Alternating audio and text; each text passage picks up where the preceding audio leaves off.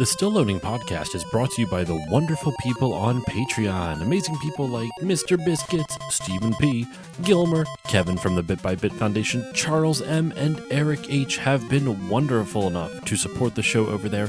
So if you would also like to get your name read at the beginning of an episode, along with a bunch of other cool stuff, go over to patreon.com/stillloadingpod and see what it has to offer.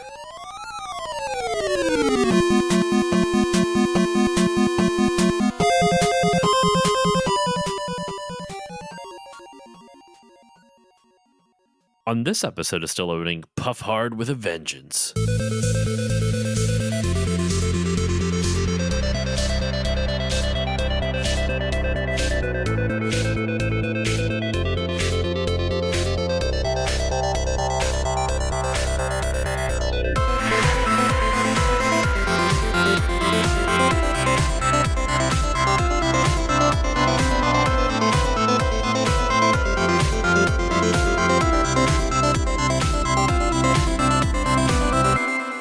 Hello, everyone, and welcome to this new episode of the Still Loading podcast. I'm your host, Josh Koval, and today's episode is the third episode of Toriyama Month. We are talking Dragon Quest III, The Seeds of Salvation, and joining me, returning to the show, I think the last time he was on the show was at the Final Fantasy Draft almost a year ago. My good buddy, Dan Greenberg. Dan, how are you doing today? Doing terrific. How are you holding up? I'm doing fine and dandy. I'm, tired, but that's what I always say to everyone. I don't think I have a better answer than that. I'm just, you're a parent, you're just we always always tired. are, and that's okay because we love being tired. It's a bizarre state of being like not hyper, but like you find energy for all the fun things you want to do, but you're tired doing it the entire time. It's exhausting but rewarding, like a grind. Exactly. What? Sorry. Like grinding. Like grinding. It's exhausting but rewarding. Oh, okay, yeah. I'm like grinding. What are you talking about? Well, you're talking about RPG grinding, not the puff grinding. These puff jokes are out of control already.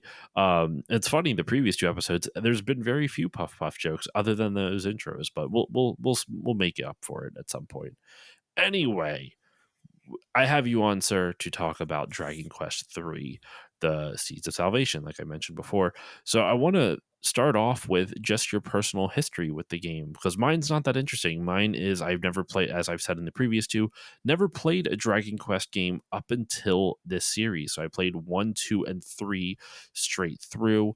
And so I want to know your experience with this one. What's your memories surrounding Dragon Quest III? When did you first play it? Like, what are some of the things that you remember? Yeah, about so it? I think you and I have almost polar opposite experiences with this, which is really cool. I think it's going to be helpful as we go through it. I had played the first Dragon Warrior and the third Dragon Warrior both when they were contemporary NES games.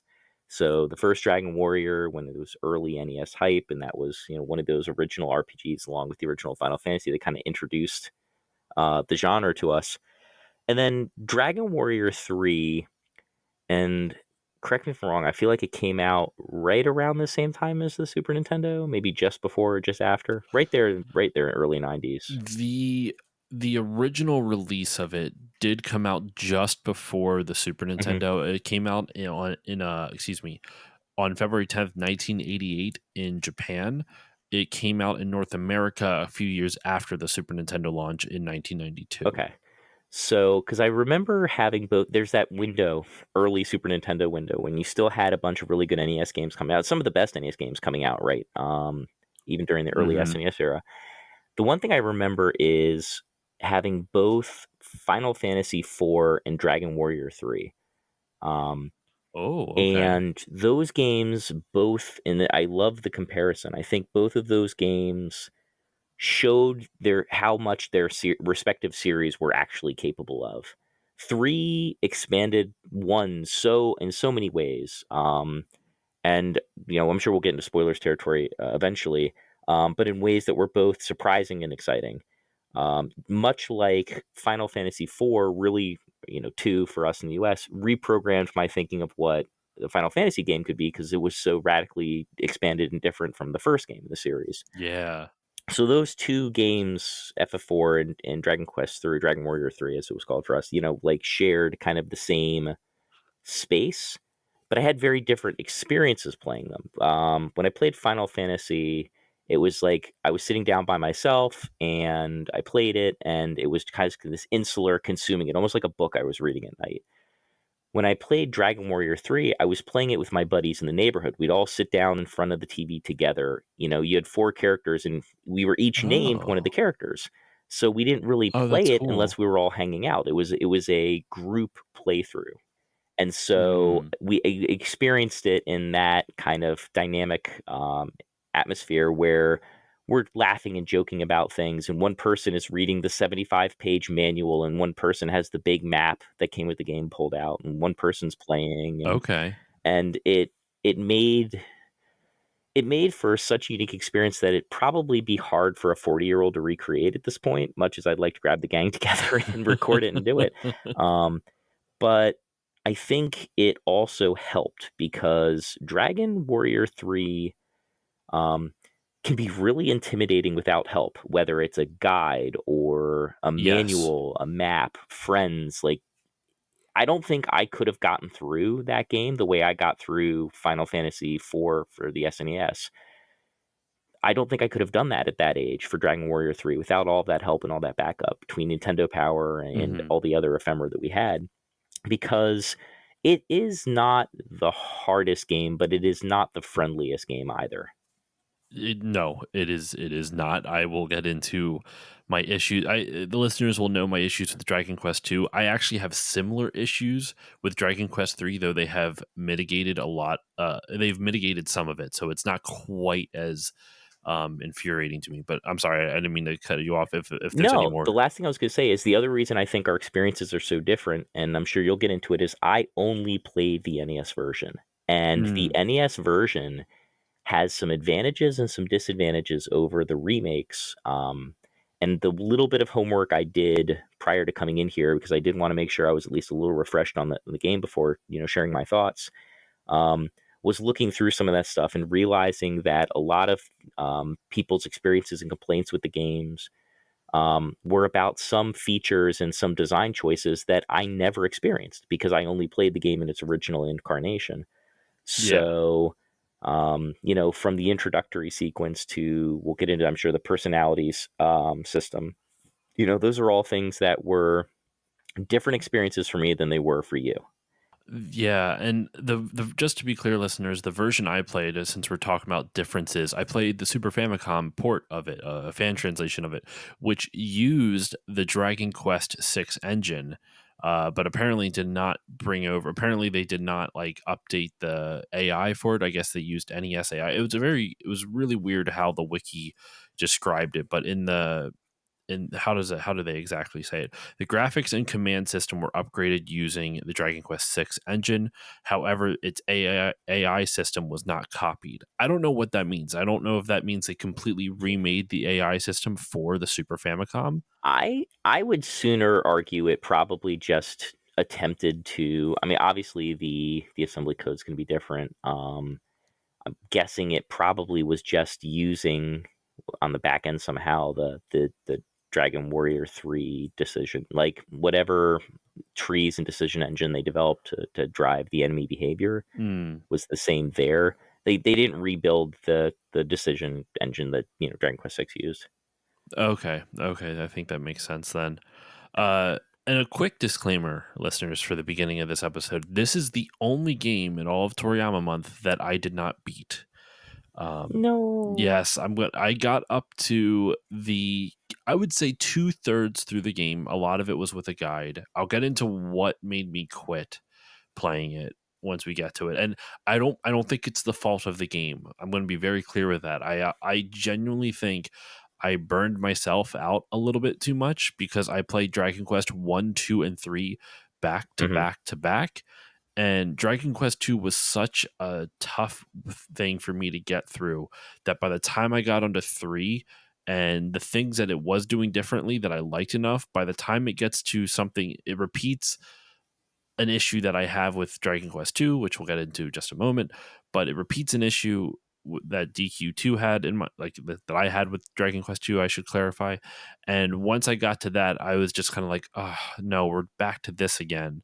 And it took so much of me to continue on. I was using a guide for a lot of it, and that actually ultimately ended up being the killer, the dagger in the heart for me on this one, because if I hadn't used a guide and I played the game the way it was intended, I Hmm. wouldn't have been stuck into I basically, to proceed, I would have had to go into a grinding loop. I would have just had to just spent an hour or two just leveling up, and I just did not have the mental fortitude for that at the moment. I was so done with the game. I've been grinding now for I've been grinding in Dragon Quest games for all intents and purposes for the last like 3 months straight between 1, 2, and 3, and I'm just kind of done with it. So not the Yeah, game's fault. I'm not going, and I will do my best to not have that be a criticism of the game, because I do not think that's the game's fault. That's my own fault for playing something back to back to back to back, and it just kind of I had too much of it too close together.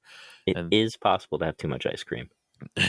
well, I mean, Final Fantasy, I don't know if I'd get tired out of, but that's also, those games are so drastically different between Hmm. each entry that I mean, I definitely would, but I don't know if I would get fatigued quite as quickly. But we'll get into all that. We'll get into what fatigued me and all that good stuff in a moment.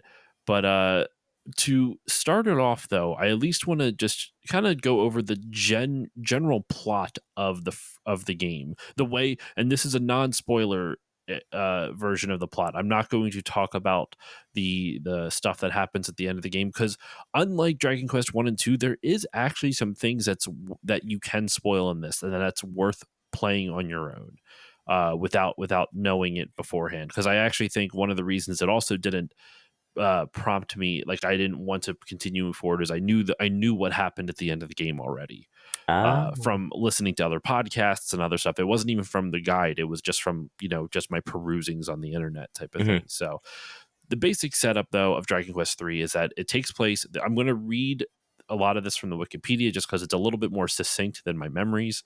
Um, Dragon Quest 3, which I did not know this part, takes place many years before the original Dragon Quest game, and a wicked fiend named Baramos threatens to destroy the world. Now, the world map, once you do get onto it, is different than the first two games, so they don't really, for what you can tell, it's just a different world at this point, because Hmm. the maps are completely different. The story revolves around you, the hero, and you can. This is the first game, actually. You could choose the gender of your character. You could be male, or I guess the sex of your character. You could play as a male hero or a female hero. Um, and the some gameplay dialogue changes, but from my understanding, there's not really much of a difference other than that, right? Just some dialogue changes. I'd say there's more. There is a I know the personalities aren't completely one to one for the two choices. Um, but from my experience, I don't think it changed much anything. That there's like maybe two pieces of equipment in the game. One that might have been male characters only, one that was female characters only. Beyond that, yeah, it doesn't really change much. That's what I thought. But yeah, your hero is you can be the son or daughter, depending on which sex you choose, the son or daughter of the legendary warrior Ortega. And on your 16th birthday, you are summoned to the castle by the king of Aliahan to challenge and rid the world of the evil archfiend Baramos, which Ortega attempted to take out, but Ortega disappeared, and no one really quite knows what happened to him. You do get hints that he may have perished in a fight, but that's about it. So then you recruit three other companions to join you. No one really has personalities in this. None of your characters really have like a strong character arc, though you do kind of get one a little bit later, which we'll go into, which is it's a really Hmm. cool idea, but I have issues with how they implemented it. We'll get into all that involving the merchant. We'll talk about it. Um, but yeah, you get a group of heroes this time with four. You can have up to four people in your party, including you, the hero, which is different from the previous games. Obviously, the first game you only have one. The second game you can have three heroes total, and now this one you can have up to four, and it allows you to customize, which we'll go into all that. But you are supposed to go rid the world of Baramos, and that is the general plot. that of the game. Do you have anything to add to that, Dan, before we move on to kind of the gameplay and a lot of the differences? Yeah. The only main thing is, again, this is one of those NES versus later system things. You have a better idea of what happened to your dad if you played the NES original. There's a really cool cutscene at the Yes. beginning where you can see him battling on top of the volcano, and being dragged in there, whether he's dragging the dragon or the dragon is dragging him. They both kind of plummet in. So there is not a cliffhanger, but there is sort of a moment where you have a sense that he either perished in that conflict or disappeared in that conflict. So you know a little more than you would otherwise. But otherwise, yep, the setups are pretty similar. Either way, it's bright-eyed young kid has to go out and save the world, which is a refreshing change from the JRPG norm. There's also, just in speaking of the differences between the NES and the Super Famicom, there's a different cutscene in the Super Famicom or there's a different intro to the game. In the like we don't have the cutscene in the Super Famicom, like you said, but in the NES version, you just jump right to you waking up and your mom being like, "Hey, you're summoned to the castle." And there you Yes. go. In the Super Famicom one, you actually speak to like God kind of, and you pick your personality traits by answering some questions, and based off the questions that or how you answer the questions, they give you like a weird little like mini mission level thing that and depending on your actions in it determines more parts of your personality. Because one of the big things, and we can use this as the jumping off point for the gameplay, Sure. and one of the biggest additions to this, like this game really had a whole lot of new stuff they added to the series. You have job classes in this, but on top of that, you have personality traits, which the personality, like your job class obviously determines like what move set your each character has, but the personality traits dictate how that character levels. So if you have like the hero personality trait, it will determine, like when you level up, what stats get allocated to which stat points get allocated, to which stats. So you wouldn't want your Hmm. hero with sword and shield to have I think they have a ton of different names for all. It's like book nerd is one of them or some shit like that. You know what? I'm gonna look up a list just so I have something to reference. But like There you go. you wouldn't want your hero to have that personality trait because that means all their stats are going to go into magic when you would ideally want it to go into strength or dexterity or something Right. like that. Right. Whereas in the NES original, although obviously the different classes have slightly different rates of growth for their stats, and there's five stats. I think it's the same in yours as well, right? There's five stats Something like in that. the right, and each of those determines how your character behaves in battle, whether that's increase in hit points or um, your likelihood of being afflicted by something like sleep, a status ailment. I think luck drives that one. Hmm. Um, and so there's sort of the difference between the predictability of the NES version, in that like everyone's got that one static one for the stats, but personalities affecting that. You have some control over personalities, but again, this gets really into heavy use of guides or theory crafting or kind of advanced, customization, almost really more than this game requires in terms of difficulty versus what you can kind of tweak out of the characters. Um, but whether you're trying to min max strength and vitality for a soldier or agility for a fighter, just to increase a crit rate. Um,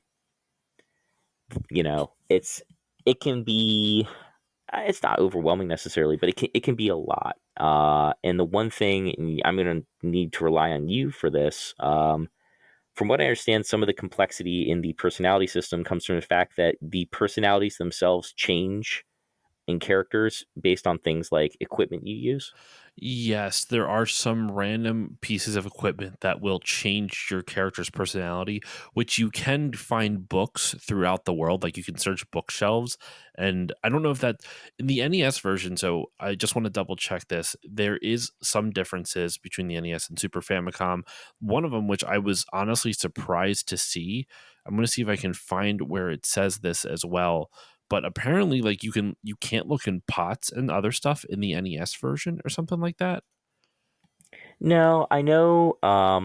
it for chests, it's walk over the chest and use like the search command at your feet. I don't think there's a way to look in other train stuff because you have to be able to walk on top of it to search it. Mhm. Okay. So that's what I was trying to double check with it because I'm pretty sure I'm very frustrated because I was reading about it and now I can't find where I read it, which is frustrating. In any case, Mhm. the reason I brought it up because I wasn't sure if you could search bookshelves in the NES version or not. I I don't believe so. It's not something I remember doing. Okay, so in the Super Famicom version, you can search bookshelves and you get tons of different kinds of books, and those books will permanently change your character's personality to whatever one is tied. And like I said before, Right. there are tons and tons of personalities. I'm not going to read all of them off. Like I'm looking on the wiki right now, there's easily like 20 to 30 personalities. And they all Yeah. have different names. So like for example, like this one's funny in the mobile Switch version. We'll read. Here we go. This is a fun little game. I'll choose five random, or no, we'll do choose three random ones. I'm going to read what the Game Boy Color version of this personality is, Dan, and I Hmm. want you to take a shot in the dark at what the mobile slash Switch version of that same personality trait is, because some of these are wild. Okay. Sure. So the personality trait on the Game Boy Color version and earlier versions, quick. Okay. What do you think the mobile slash Switch version? What do you think they named that personality trait? Excuse me, of quick. Hmm. Witty? Nope, bat out of hell. Oh, they went straight to Meatloaf. Okay. Yeah, they went straight to meatloaf. Uh, some of these are kind of cute. So, for example, here's one: kindly. That's the Game Boy Color version. What do you think the mobile slash Switch version is? I Is can't. It's bad. I can't hear that without thinking BioShock. would you kindly? Spoiler Um. alert. Hmm. You know what? We don't want to just drag on too long. What is it? I'm sure I'm at a loss. All right, good egg. They're a good egg. If Aw. someone's kindly, they're a good egg. And I'll just read this one off, just because this one made me laugh. The one in the Game Boy Color version is macho, Mm-hmm. and the mobile Switch name is idealist. What? That one doesn't feel very. Oh, some of these are mean. Naive is one, Mm-hmm. and the mobile Switch version is lout. They're just a lout. Like that's just mean. That's almost a class. Well, no, I guess goof off and loud aren't necessarily synonyms, but There's also a lewd one, which is Lothario in the Switch version. It's so bizarre. There's so many just goofy ones. Apparently, according to the wiki here, the best personality though is Vamp, which was in the original version was just called Sexy. hmm But I don't know much about it. You can min max the hell out of this, which honestly, I think it's pretty cool because I didn't do any of that. I didn't do any of the min maxing. I didn't do any research on it. I didn't want to.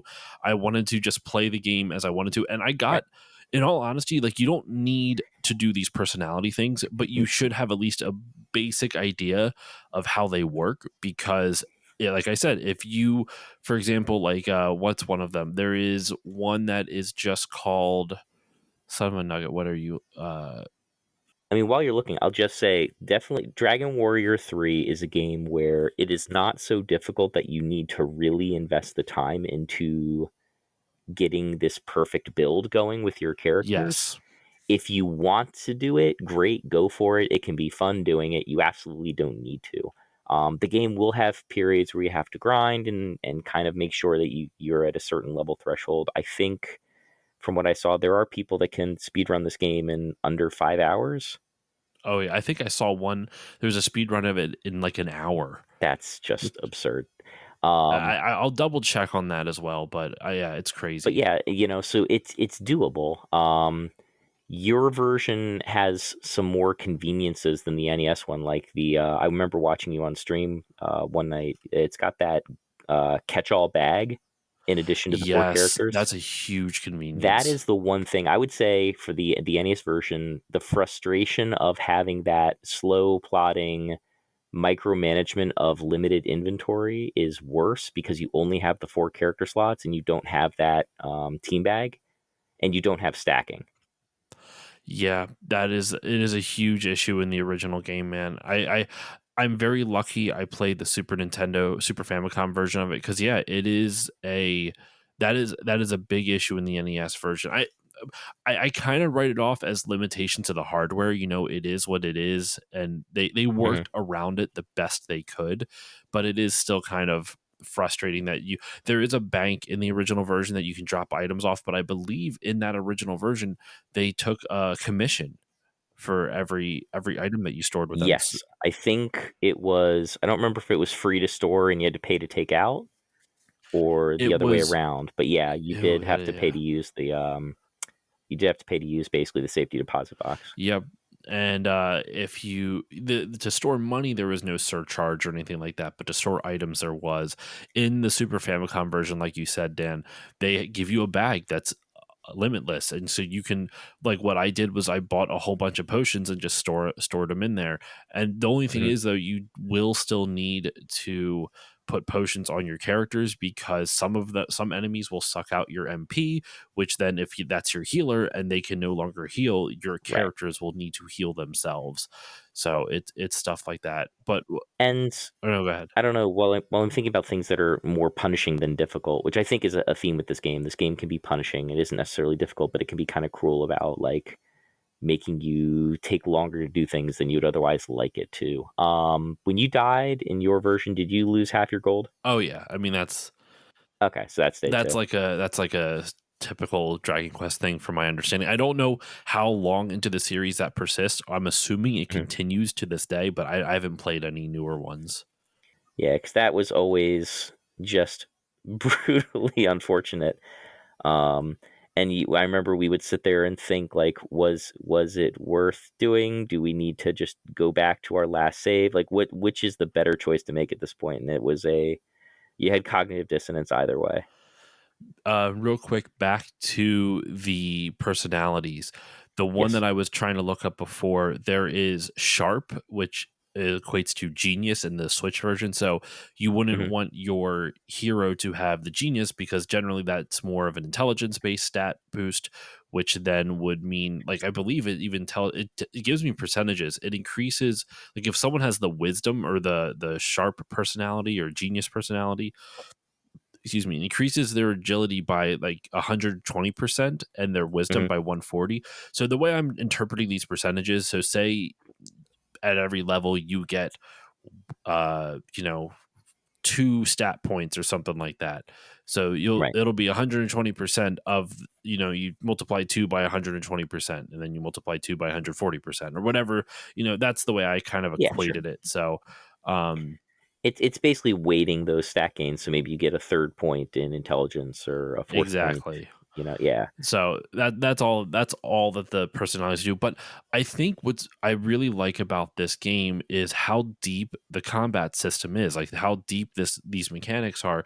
Considering the first game is the first game is very bare bones, and I loved that about it. And as much as this combat system that has been added to three isn't necessarily my cup of tea, I can look at it and recognize how like ambitious it was, and in all honesty I kind of think it works. Hmm. It's just not my cup of tea, and I can admit that I don't consider the combat system a bad thing in this game. In fact, it's one of the better elements of it. Like the fact that you can kind of manipulate how your character levels up. Like if you want to, if they, you want them to even out their stats, you can give them different personality traits, so that way it will increase their stats for you know whatever stat that you want boosted or whatnot. Also you can get different your NPC party members you can swap out, and that's actually super important because later on you need a merchant class character for something hyper specific, which we'll get into. Hmm. But there's tons of different character classes, which then you sync them up with their personalities, and then you can do so many cool things with those personalities and whatnot. It is really really cool. I just thought that was a really cool idea, and the fact that they kind of brought in some elements of what Final Fantasy did with the different classes, I thought was really interesting. The classes that you did have were warrior, martial artist, mage, priest, merchant, gadabout. I don't know what a gadabout. The goof seems off, basically. yeah, like a jester or something like that, and then a Mhm. thief. And you had male and female versions of each of these classes, with the exception of the priest, which was, I think, just male, from what I can tell. In the NES version, you could do Or sorry, just both. female. So I know Pilgrim, No, it's they both. called I'm it sorry. Pilgrim in the NES version, was both. I don't think there was a gender restriction for any of the They called it classes. Pilgrim in the NES version. Yeah, so in the NES one, it's you have, other than the hero, you have soldier, who's your knight class, fighter for your martial arts class, merchant, goof off, wizard, and pilgrim. I love that they call the priest Pilgrim. I know why, Nintendo of America removed a lot of religious iconography and Hmm. anything religion based. They're like, "Not get it out of here. We can't have it on our game." So they localized priest as As Pilgrim. pilgrim. That is, I want to just call it John Wayne. Your character, like, all right, Pilgrim. It's great to the art, obviously, because I know we're talking about Toriyama here. As with so many things that got localized in the States, it was definitely a choice. They kind of redid all of the art with, westernized art for the Dragon Warrior 3 manual, which is one of the sacred manuals ever produced. It is beyond helpful. Um, when I say it is, I think 75 pages of walkthrough for the game, Wow. including full maps for the dungeons, icons for each town and dungeon to tell you what that town has in it, lists for the weapon, armor, and item stores to know what's available there and the cost for those things and the stat increases for them. Um, Tips and tricks. There's little guides throughout the manual that will say things like, here's all the rumors you will learn in this town. So you've got bulleted lists of all of your breadcrumbs for where you should go and why. It gives you a Wow. rough idea of what level you should be for each zone that you're going to. It will give you a breakdown for certain things like, hey, here, now that you're at this town, did you know that these are spells that only the hero can learn? Here's what they do and what they cost to cast and when you might want to use them. It is among the most useful instruction manuals ever produced, for free Holy anyway. This shit. is the kind of thing that usually you would expect to pay, 10 or $20 to get a hold of. It is basically a complete walkthrough of the game, including the twist and everything after it. Yeah, Wow. all the way to basically the epilogue, and is then followed by a hint section. If that wasn't enough, we'll give you all sorts of little details for some of the game's most complex puzzles and how to solve those. That's crazy. I mean, It is I know it is a Nintendo was spectacular guide. really trying to like push RPGs in North America at that time, so I'm not surprised they included that. I mean, like Mhm. you can even see remnants of this idea in Final Fantasy VII, where they had, the guide for the first up to the first boss in the game. Like they'd give you like a little snippet of the strategy guide and then be like, "Hey, if you need more help, buy the Brady Games guide or whatever it was." Um, so I'm not surprised that Nintendo did something like that. I was not expecting it to be the entirety of the game. It is the whole enchilada, sir.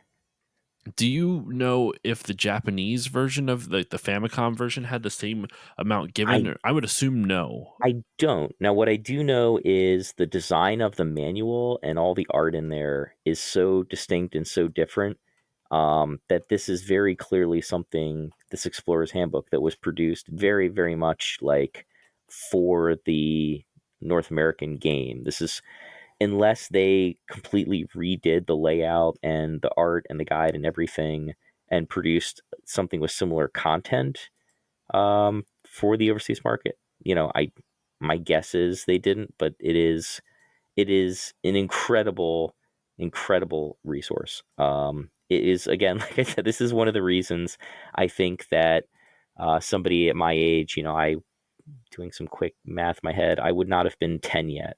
Why someone my age was able to get through Dragon Warrior 3.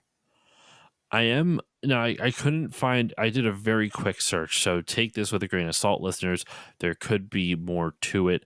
There, is a scan of the Super Famicom manual, and it's pretty lengthy. It's like 48 pages long.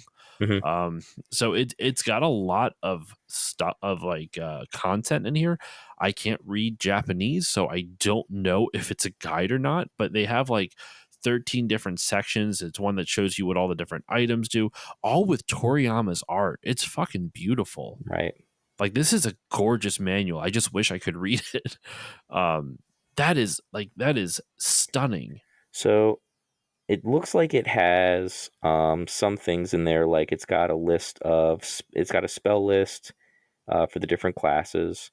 Um, Hmm. it has some details on items. It definitely isn't comprehensive, but it's got some of the item details. It looks like it talks a little bit about the monsters. I would say from a walkthrough perspective, it does not look like it's a full walkthrough. Okay, that's so. I mean, it is the Super Famicom. So if there was a version of it, I don't know if they would have included that in there, type of Mhm. thing. Because the game already came out once, so why would you do a manual a second time? Right. I don't know if that's the case, but Now there's definitely a lot in here. I mean, even you know, I mean, let's see, it's the a actual manual top to bottom clocks in at 45 pages. It looks like oh, the original Famicom manual. the um the Dragon Quest III Super Famicom. Yeah, yeah, Yeah, that's what I was looking so it at looks like too. it's 43, not counting like cover and table of contents and stuff.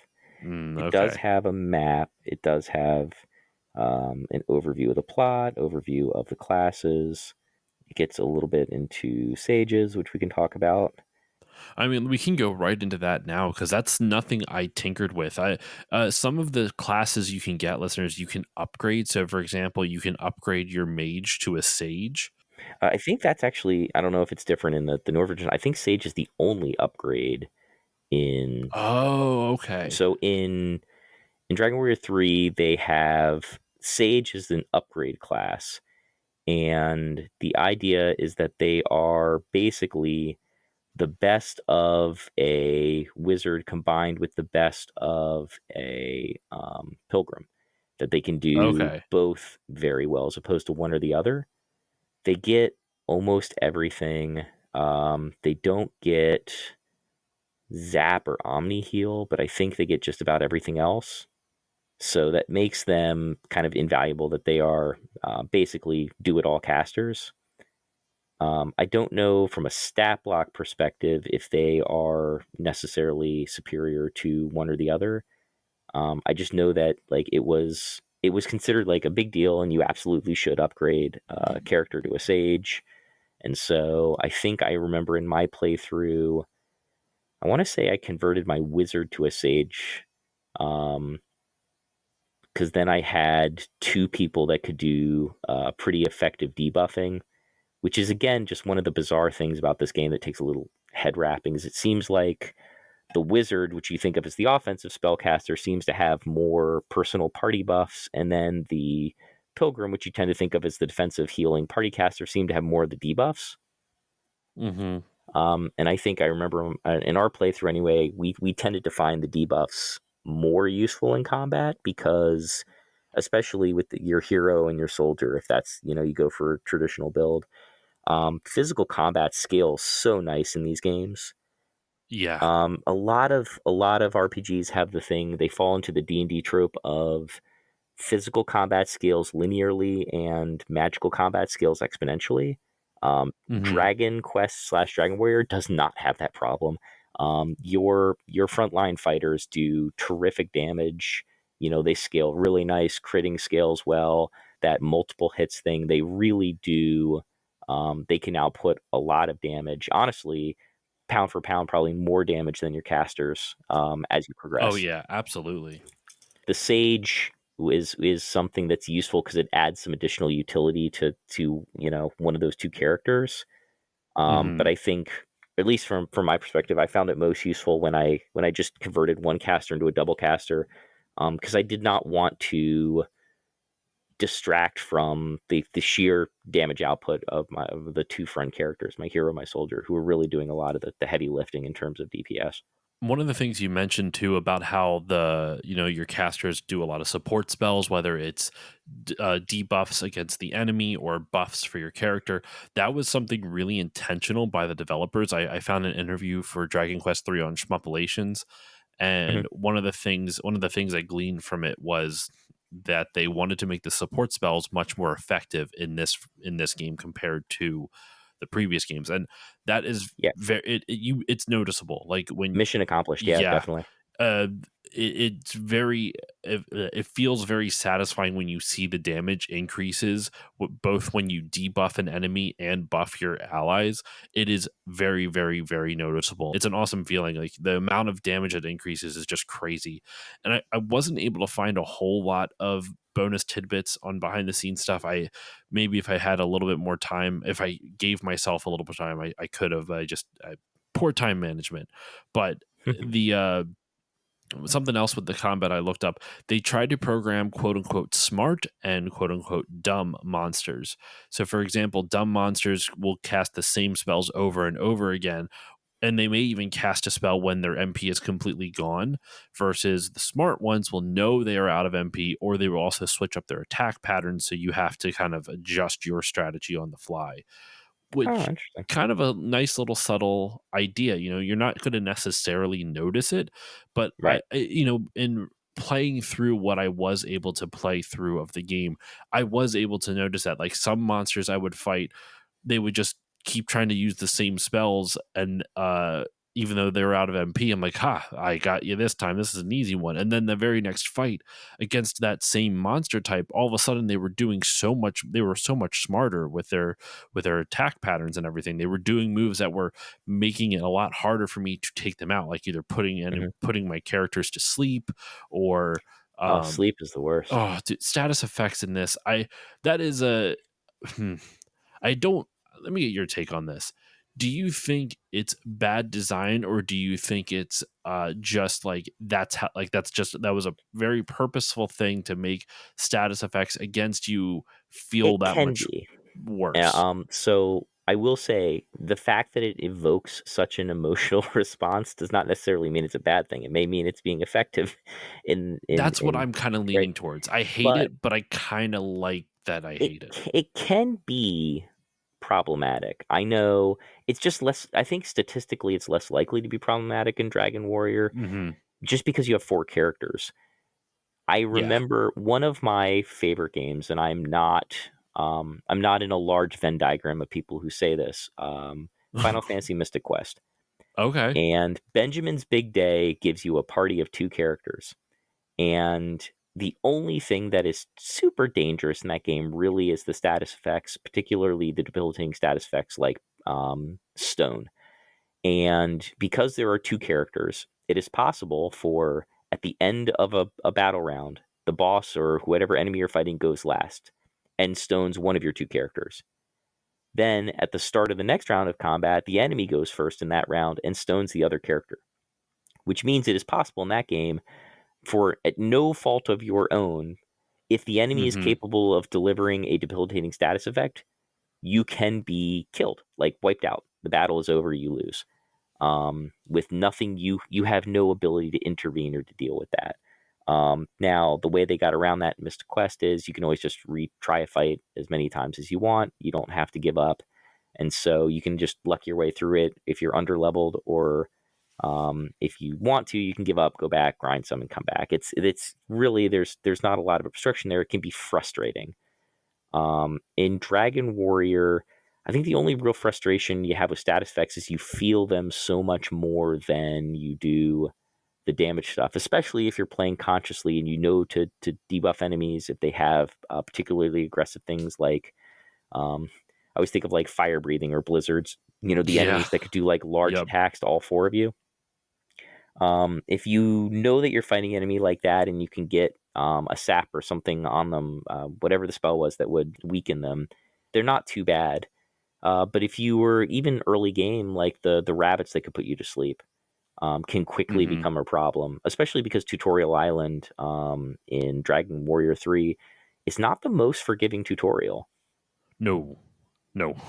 Uh, It's definitely for a lot of games that I played. It feels more like it was made for the people who were fans of the first two Dragon Warrior games to get comfortable with the design choices of the third, but not necessarily to be a friendly introduction to the game because it is not very friendly. I didn't have a crazy hard time with it, but I've also at the same time, I played 1 and 2 back to back and then 3 right into it, so maybe I was still in that Dragon Quest mindset, so it wasn't hard for me to adjust. Hmm. So I wonder if that was why I didn't notice really anything like you're saying there, but it is still hard, like, don't get me wrong. The status effects in this game are really brutal, but I don't hate it like you were saying, like, it if it elicits that much of a reaction, then maybe there's something to it. And it Um, also helps, given not that they need the help. The art for the monsters is terrific, but oh, it's stunning. it does give some additional personality to them, right? There's always that annoying enemy that has a certain ability to them, and like, oh, maybe I'll get lucky and get through this fight, and they won't use it. Nope, they used it. Ah, shoot, here we go. It does further colorize those enemies in a way that just being a sponge to absorb hit point damage and return a small percentage of it, would otherwise be. That is a really good point. I brought it up in the first Dragon Quest episode, just how strong like Toriyama's designs were. But I think it's a strength of not just of his designs, but of the design of Yuji Horii and is it Koichi Nakamura? I think is the I believe so. I believe is the other director is the other one. I'm gonna double check on that. Yeah, Sure. Koichi Nakamura. Uh, because like you just said, you when you see a specific enemy, you can almost immediately associate their move set with them. Uh, and that's really strong design. Like if I play like Final Fantasy, right? Like I love Final Fantasy. I love me some love Hmm. love that series. Um, but the only if I look at an enemy, I genuinely don't remember what their move sets are unless it's like a Marlboro. Hmm. Then all of a sudden you're like, oh god, here comes funny breath. Like you know immediately what it's gonna do. Versus in Dragon Quest, almost every character, it's not that they have status effects or anything like that, but you know generally what they're going to do. I think even their designs kind of lend themselves to like their visual design lends themselves to their move set, I feel like. In like almost an intangible way, excuse me. I don't know. Does that make sense? It does. I also think with those two games as the comparison, Toriyama's art translates especially to the NES, but to those early 2D games in a way that I don't want to say it's I guess you could say it's easier. It's not as heavy a lift as say taking Amano's art, which is more fashion forward, Yes. which is much more Yeah, I made that esoteric, point in the first episode. watercolory. I'm with you. Like you can look at Amano's art and you can get a good vibe or sense of what he's going for with a piece. But you look at the complexity of that and in the lines and in some places there's detail, in some places a lack of detail, and it's not it's not I don't want to say cartoon because that's kind of it's selling it short, but it is not that manga style that Akira Toriyama used that translated so well to video games. Mhm. um, it's something that's really inspiring and interesting, and it definitely informs the design choices that Sakaguchi and team made with the monsters and the Final Fantasy games. But it's not something you look at the enemy necessarily and immediately have an idea of what it is. I spent inordinate hours on Final Fantasy VI for my thesis, and like 50 to 75% of the enemies in that game make absolutely no sense. None. They are just completely random. Like I think there is literally an enemy called Gobbledygook. Um, they are just all over the place with the enemy design in that one. Whereas in Dragon Quest, like yeah, you can look at enemies, and for the most part, you have a pretty good idea of what you're up against and what it may be capable of. And it's so weird because like even if you come across an enemy, you won't like for the first time. you can almost instinctively just tell like, oh fuck, this is going to be tough, or oh, like, oh, this is nothing. Mhm. It's so interesting how Toriyama is able to do that, and I agree with you on what you're saying about the comparisons between Amano and Toriyama. I brought it up in the first Dragon Quest episode. I honestly don't remember what I said in that, because I've at the time of recording this, I have already edited that episode. It is uploaded and scheduled for release, but Exciting. so it that was edited like over a month ago. But I from what I remember, I don't know if I said it exactly this way, but it bears repeating at the very least. Amano's artwork always is like a vibe check for the, like, this is the overall, this is a it's a tone poem almost, Mhm. this is the tone that we're going for with the enemy designs, versus Toriyama is very direct. Like, you can take his artwork and almost directly translate it into the game, even on the NES. That's I mentioned that in Dragon Right. in the I mentioned that in the Dragon Quest episode, how like you look at Toriyama's slime and you look at the slime in NES on the Yeah. NES You versions. might lose a little shading, but that's it, really. Yeah, it's almost one to one. And don't get me wrong, some of the more detailed stuff is a little bit more abstract on the NES. But dude, let me tell you, if you ever get a chance to play the Super Famicom version of this, because using the Dragon Quest VI engine is beautiful. The Mhm. sprites they use for enemies are stunning. The animation, I did love watching oh the my thing. My god. favorite thing watching the stream was watching the different animations because that was all brand new to me in a way that nothing else really seemed super newish. Watching you play um, on Twitch, yeah, the animations were mind blowing. Absolutely stunning. I know we've kind of transitioned out of gameplay into art, but let's go back into gameplay just a little bit before we continue on Sure. with the art. Actually, you know what? No, we will transition to the art a little bit sooner than I thought. But a couple more things I want to talk about with the gameplay. Um, because what I wanted to do, Dan, was I was going to go talk about, here's how the game kind of lays out the story. We've gone into the combat, I think, well enough at this point. Sure. It's just for at least people to get an idea of like what's in store for them and everything.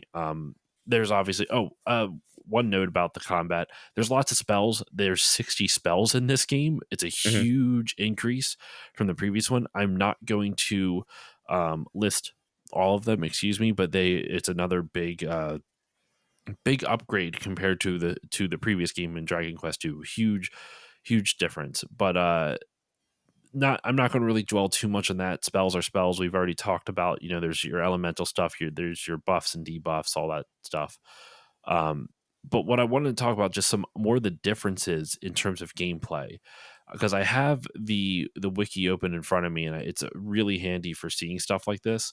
Hmm. So, at least in the Super Famicom version, boomerangs and whips can attack multiple enemies at once, which you could not do in the NES game, which I thought was kind of wild. So if your hero has a whip and it hits one enemy, it'll hit all the enemies in that group type.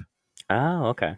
And trust me, dude, there is like a whip you get like midway through, like a little, maybe a third of the way into the game, and it is just like it's doing a ton of The damage for chain that whip. era, and it just wipes it wipes the floor. It's awesome. Yeah. Yeah, Um, the only thing I remember the NES version having that the other ones didn't, I think, and this is probably just a bug, is you could both parry and attack with the first three characters. So, like, you would pick hero parry, and then you'd be on the soldier. Then you go back, and then you pick hero attack, and then you pick soldier parry. Then you go back, and then you pick soldier attack.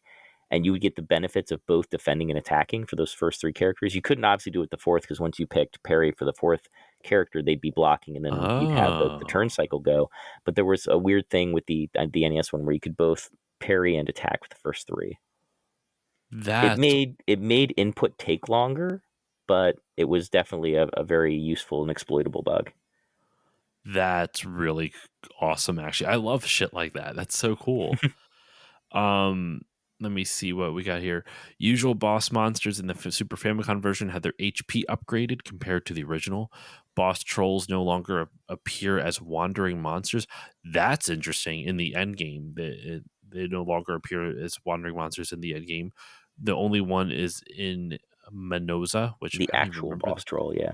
Yeah, that's kind of that's crazy. See, I didn't even get to that part of the game. That's where I rage quit at that point. Hmm. Um, it is now possible to also specify quantities of buying items in the item shop. We touched on it a little bit, but man, the item work in this, like the item system in this, is significantly better than both of the previous games, and also better in the Super Famicom version than the NES version Yes. by a long shot. It's rough. Um, I'm trying to think if there's anything more that's like really. There's a lot of really nitty gritty stuff on this list. For example, Portoga and Baharata now have weapon shops when they didn't in the NES version. Stuff like that. I'm not. Right. I like that stuff's really interesting for the people who like are really into the nitty gritty with it. But for the purposes of this podcast, I don't think it's really worth going too much into it. I don't think there's much else to talk that I have on here. Is there anything else you want to talk about on the combat or like the systems of the game before we move on to visuals? No, I don't think so. Just that again with the flexibility of the different classes. It's nice. There's no, I mean, short of a bunch of goof offs, there's no wrong way necessarily to make your party, whether it's personal preference or flexibility or your class design. There can be more expensive party designs, right? Like if you lean Hmm. on soldiers and you have to buy a lot of expensive weapons and armor to kind of cater to them. It might take you longer to get through certain sections. The benefit of that obviously means you're grinding more for the gold, which means you're also getting experience, which might help make it easier in some senses. Um, so it's as long as you're not trying to mine out a certain like maximally efficient route, you really can, for the most part, take the party that you want to take, not the party you have to take. Yeah, there's a lot of flexibility in it, and it makes it enjoyable. I really do like that. Um, all right, so for visuals, I mean, we already kind of touched on the beauty of Toriyama's artwork. The next thing I want to comment on, unless you have other stuff to go into for the specific character designs themselves, I love the layout of the towns in this game. They are personable, and considering they almost never switch tile sets, that's not easy to do. Hmm. No, and even on the original NES version of it, like it doesn't look bad. Like Mhm. I'm playing, like I said before, I'm playing on the Super Famicom, so it's a really nice upgraded version of it. But like the world itself and the way the game represents it and the layout is, I think, a lot better than in Dragon Quest 2.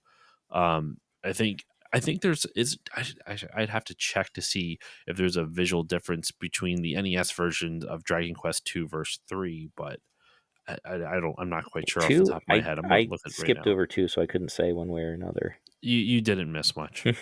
Um, you didn't miss much, though. It two did have a really cool um intro scene as well, which you had not seen up until that point. Right. I shouldn't say at that point. I'm sure other games did it, but I'm talking about in terms of like the game series of Dragon Sure. Quest Just itself. yeah, was new to fans of the Um, series. there's not a huge difference, I would say. I like looking at it now. I have a screenshot of both 3 and 2 up.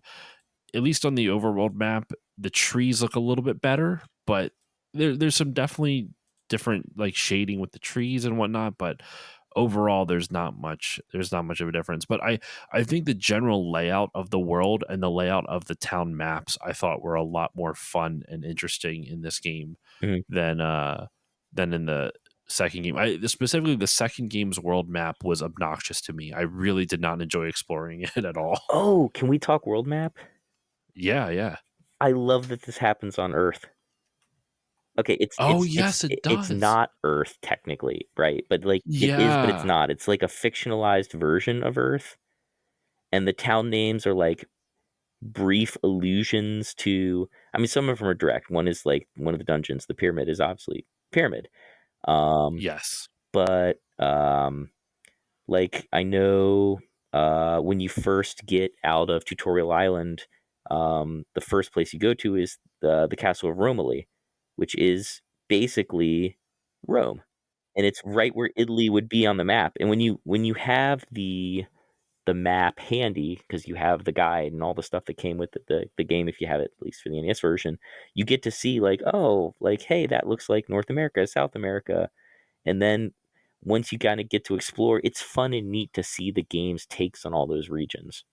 Yes. Yeah, really enjoyed that aspect of it as well. Like the very, especially like the one that really really looks like the continent it's based off of is South America. Like Oh, it's a dead ringer. it looks exactly like it. But it's even funny if you look up to see where like North America is supposed to be on the map. It even has like a little section where like Alaska would be like where the Bering Strait would be in our world type Hmm. of thing. I thought that it's really cool.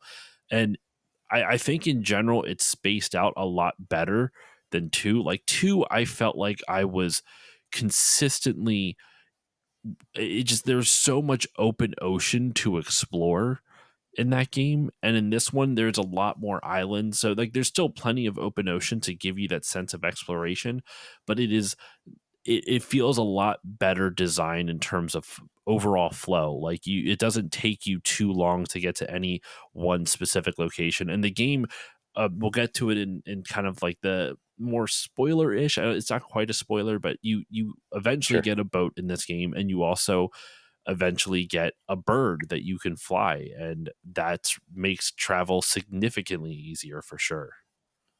Definitely. And it's, I mean, that's like any good RPG in this era is the overworld travel is it gates at points, right? There's the junction where you're stuck in like part of the land, and then there's the junction where you get exploration of maybe half the land, and then there's the part where you get your either your fast travel solution or your vehicle or vehicles. Um, this one, I think, is the first game that adds spell based fast travel, right? Like this is the first one you can No, blink, so or do does two?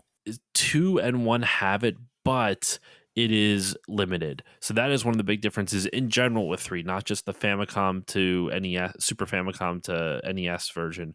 Hmm. In one and two, you you can cast the return spell, and it will fast travel you Just to the castle, right? back to the last castle you saved at.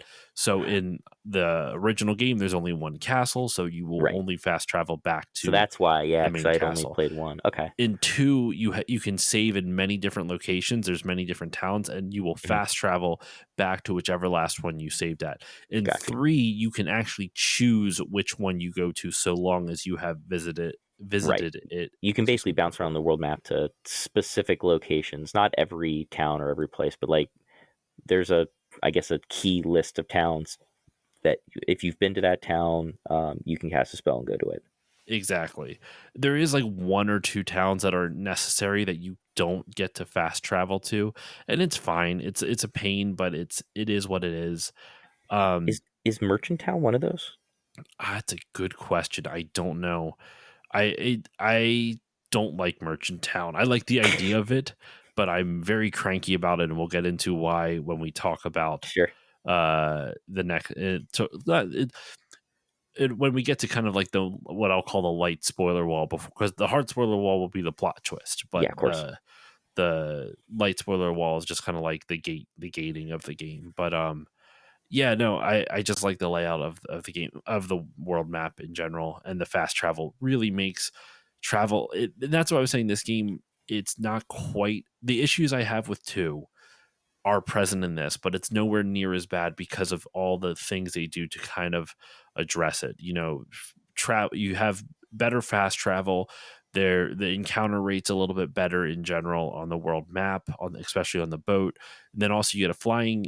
Like a bird you can fly on, which you don't have to. There's no encounters on those, so you can just fly anywhere. Hmm. It moves really slow, at least on the emulator I played, which I don't know if that's the emulator or if that's just because the Super Famicom port, because Yeah. it went into like it had a transition from not mode 7 to mode 7, and then it just Right. went very very slow. I don't remember Ramia being particularly slow in the NES version. I could picture it would have been better on the NES version just because there wouldn't have been any mode 7. And Hmm. I don't think they did a good job, which I don't know why. If if that's the case, if Mode 7 is the reason it's kind of chunky, or if it's my emulator, it could be the emulator itself, maybe. It wouldn't shock me in my limited experience with SNES programming, and this is something in another life I could have gotten into. It's not a terribly taxing operation if done right. Hmm. I mean, there are some, possibilities depending on like their draw order or something where it could have been written suboptimally, but that would be surprising to me. I was running the Beast NES emulator, so I don't know, but the it moved very slow, and the port of this, the Super Famicom port, came out in '96. I want to say, like, it's a late Mhm. Super Nintendo or Super Famicom release. Like the N64 was either already out or on the verge of coming out, so it was like right there. Um, Last thing I want to talk about before we kind of get into the light spoiler section, it's just the music. I don't really have much to say about it. Just I know I say that almost every episode. It's Mhm. Koichi Sugiyama. He's a good composer. The music is good in this, but none of the Dragon Quest music has really stood out to me so far. And I don't blame necessarily the game for that. I think it's just the conditions I've been playing the game in, which is on Twitch streams. So it's hard to focus on the music in Twitch streams. But in general, like when I do focus on it, I have enjoyed it. So I want to throw it over to you, Dan. Do you have anything to comment on about the music of the game? It's some of it is memorable, but that could be due to repetition. Like the standard battle theme, I could probably play in my head for the rest of my life, but maybe it's because I Yeah. heard it 750,000 times. Oh yeah. Um, and it's not, I guess, credit to him. It's not bad. It's not grating. It does not offend me to hear it. It is a bit of an earworm. Um, but yeah, the town themes fit the town pretty well. There's that just sort of happy-go-lucky spirit to them that kind of goes with the game because of we'll save it for plot or whatever. But I feel like a lot of Dragon Warrior 3 was, hey, I'm not sure why I'm going to this new town, but we're a party of adventuring heroes. Let's go to this new town and, hey, what's going on here? How can we help you? How can we make your life better? And the town theme has this very sort of perky optimist thing going to it, in a way that a lot of town themes I always think of like more peaceful Hmm. musical tunes. This one's very much a all your four characters marching in lockstep as they do on the field, just out there trying to do good as do-gooders.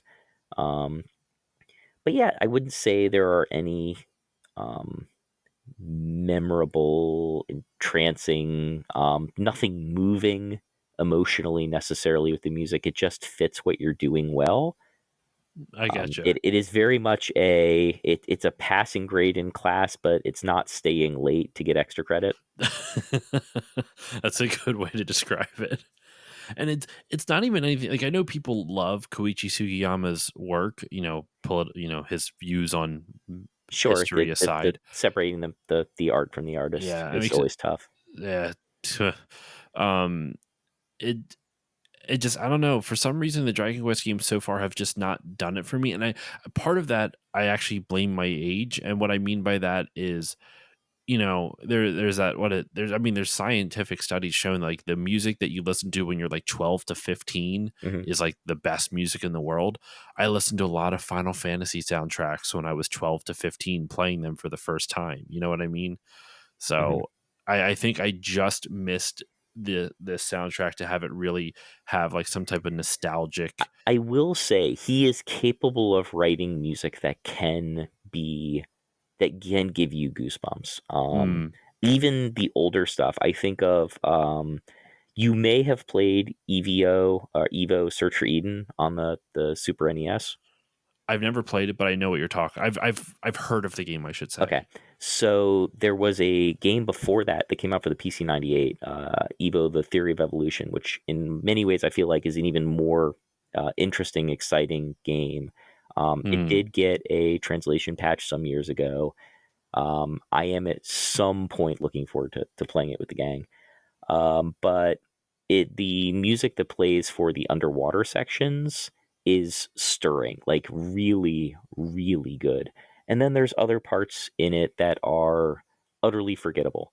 Um, so that he's definitely got sort of a mixed compositional bag in terms of whether he can do stuff that is, the composition is emotionally moving or just matches well. I'd say everything that I had played, or because I've probably only played maybe about a dozen games that he's done music for. Um, Nothing ever felt out of place. It all feels like it understands the assignment and the music fits what it's been put into. And maybe I just need to get into some later Dragon Quest games, like 8, 9, 10, 11. I think I've had 8 and 11 sitting on my shelf, and I know both of those are pretty well regarded. Um, but I know that I've played mostly earlier stuff from him, and I would say with some limited exceptions here and there, because he is capable of doing moving composition on limited resources. Most of his stuff feels like it's just trying to write a song that matches, what is happening in the scene right now, and just kind of stopping there. Yeah, I'm gonna have to look out for some of the stuff you're talking about, where it's like it's much more moving and it's like very noticeable. But I'm kind of with you where he gets the job done, and that's not necessarily an insult to him. Mhm. It just doesn't stick out to me. And I, who was it? Was it Andre from the Dragon Quest episode, or was it Try from last week's episode, who mentioned how like the transition to for a composer to video games, like a composer who has never worked in games before to work in games, it can be a jarring transition because you have to write music that's, you know, players are able to listen to over and over again Right. and not hate. And Sugiyama did a pretty damn good job, all things considered, considering before the Dragon Quest series, he was a television composer, or a composer for television, excuse me. But moving on to kind of like, this is a light spoiler wall, y'all. And I say light because it involves explaining some of the puzzles in the game. So if you don't want spoilers for puzzles or anything like that, then go play this game. I I was going to say, do I recommend this game? I don't, but I think other people would like it, if that makes sense. I probably would, but I think I'd only recommend it to people who are fans of the genre already. I Um, would agree with that. so I think I always recommend Final Fantasy IV, just going back to my analogy, as like if you want to really understand what a Final Fantasy game is and like the structure of it, it was a good balance of sort of simple storybook fantasy plot, but the characters in your party are archetypes that roughly fit a lot of the classes that the game would use going forward. You get the visuals for things like White Mage and Black Mage. You learn a lot of the basic elemental spells and the concepts of a Final Fantasy game in it. It's not terribly difficult. It has some really exciting plot points, some fun twists, some loss to deal with, and really great music. So it's kind of that really nice complete package for someone who wants to pick up and know what it really means to play like a Final Fantasy game. I do not get that vibe with 3. Um, For Dragon Dragon Warrior Quest, yeah. 3 it's almost like this. It's not open world. It's almost like a grand expansion of these ideas that they've been kicking around for 2 games, but it does not feel like the series had really hit its stride yet. Um, from everything I can gather, Dragon Quest as a series has gotten better with age. Um, Partially, not necessarily because they've really super like stretched out or expanded on the formula a whole lot, but just they've kind of refined it. And I think improvements Yeah. in presentation and improvements in mechanics have helped a ton. That's not to say that games with sort of this plotting UI necessarily are bad games. Earthbound is beloved, but it's kind of a pain to deal with the same sort of character inventory space, pass things around, use item, character by character kind of management um, in these, kind of unpleasant, blocky, monochrome windows. So it's not the friendliest experience from that front. But I will say it does capture the experience of playing an early Dragon Warrior game very, very well. And of the 4 that came out on the NES, 3 is the one that I would absolutely, if you're going to play one, that's the one I would recommend. it's really the way I described it in the first game when I played Dragon Quest 1. You go into it knowing there's going to be some old school RPG jank. You know, you Mhm, have to know that going into it, especially because this is an RPG on the NES. This is an RPG designed for the NES. By the time stuff gets to Super Nintendo, like from my understanding, people love Dragon Quest 5.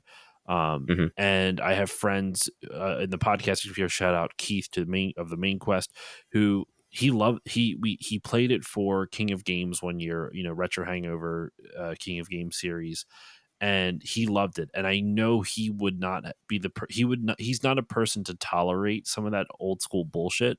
So if he really enjoyed it, I'm not, shouldn't say I'm confident. I'm looking forward to eventually trying that once I kind of chill out from all the JRPG stuff I've been playing oh, lately. sure. But yeah, I'm kind of with you on this. This is like I personally wouldn't recommend this, but I think I tentatively like I do from a historical standpoint. But if you're going into it for like, I'm going to try this game and it's going to be really great, I like just on a cold play, like going into it cold and not really knowing much about it. I don't Mhm, know if you'll enjoy it. If you like old RPGs, you probably will. Like if you like old school JRPGs or maybe even like CRPGs on the PC and stuff like that, with they're very different styles, but you know it's the same idea of like you have to talk to everyone, and it kind of reminds. I mean, you know, Dragon Quest is based off of Wizardry and Ultima, so right. there is some elements of that in there. And mercifully, it does not have that difficulty curve to it, especially Yeah. Wizardry. It's not, like, nearly that brutal. But Dragon Quest is definitely one of those series that I think, has gotten more accessible with age, and I would definitely suggest newer entries for people that are looking to jump into it. Yeah. So with that said, listeners, we're going to dive into, like I said, this is a light spoiler wall. There's no story spoilers right now. So if you don't mind just some of the puzzles getting spoiled, we're going to kind of dive into this and or dive into it here. And Dan, this is what I was referring to about like the fatal flaw for me. This is fatal flaw for me personally, not like Mhm, as like this is an objective fatal flaw. But my issues with Dragon Quest 2, and I'll summarize it briefly because people would have heard my issues last week, where the game is linear up until a point. You get your you know, your Prince of Maidenhall, Prince of Cannock, and the Princess of Moonbrook, and you explore the world until you get your boat. And then once you get the boat, you have to do a whole bunch of item collecting and traversing back and forth over the world to figure out, like talking to every villager to figure out where you need to go next and what you need to do to defeat the evil Hargon. right, And this game does the exact same goddamn thing, where it is linear up to the point you have your, you know, tutorial island, and then you kind of go to like, I guess, the game world's version of Europe. mhm, And once you get to Portoga, which is I believe it's supposed to be Spain, um, you get a boat. And then they give you more direction in this than they gave you in two, so that I will give it credit for that. It says travel south, like you want to start searching south. right. That's cool. I'm very grateful for that little bit there. But from there, you are just expected to wander Yeah, until you can figure out, like talk to every person in random villages until you can figure out what you need to do to defeat Baramos. And I fucking hate that. I am not a fan of that type of design. And I mentioned it in last week's episode, and I'll repeat it again here. I think what could have fixed it for me, once again, this is very clear. I'm not saying this is would objectively make it better. Just for me, um, eliminate random battles on the boat. Don't make me fight combat in the ocean. You'll have to rebalance it. I understand that because now there's not as many random battles, so you're not right. going to level up as much, or maybe you have to provide more experience for the fights that you are in. I don't know, but I if you want me to explore, don't make exploring a chore, and that's what this game does. Is that I have to painstakingly go into random battle after random battle after random battle just to figure out what the game wants me to do.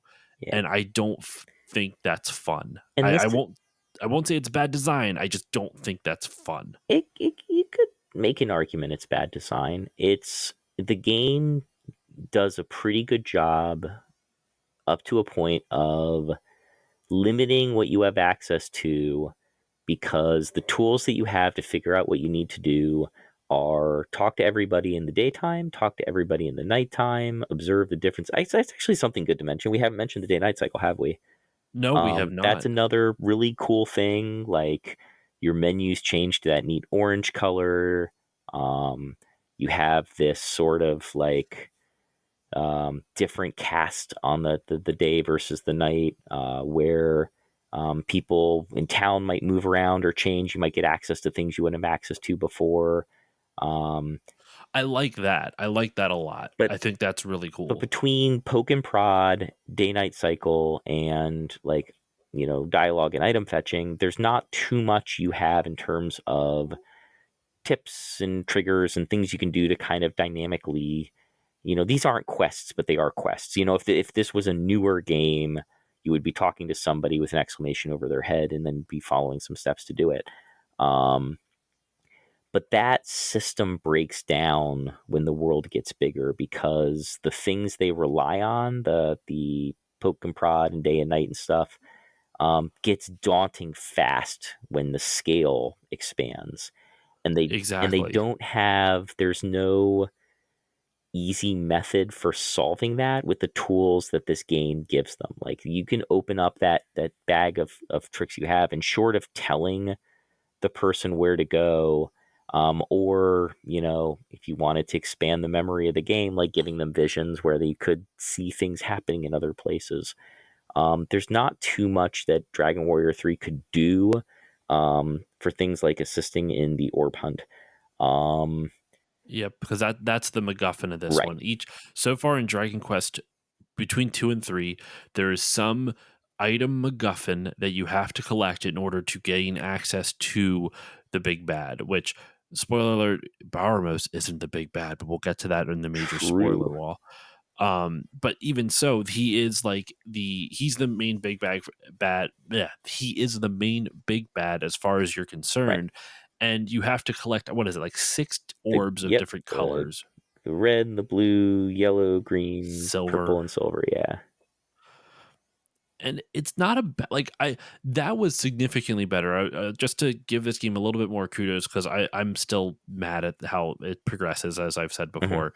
Um, the issue with Dragon Quest II was that the entire quest chain relied on you selecting a blank item spot in a merchant so you go to a town merchant and you select a blank item spot to buy the jailer's key from it. So you have to know that you can select and buy that item that's not Right. listed.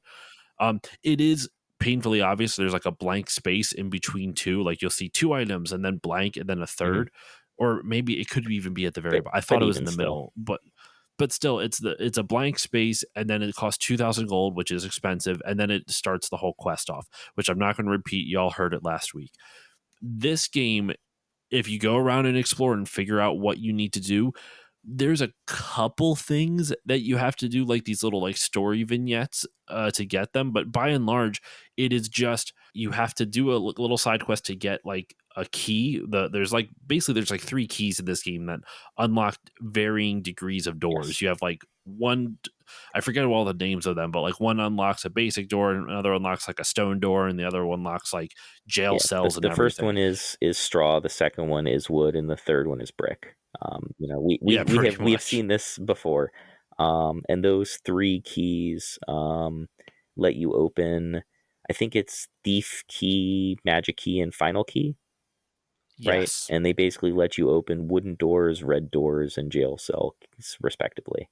Um, And you do need all three of them to progress, but it, like, from what I remember, and I have the guide open in front of me, like, to get that last little bit, like the final key, like to get that last key, it's called, the final mhm. key or whatever.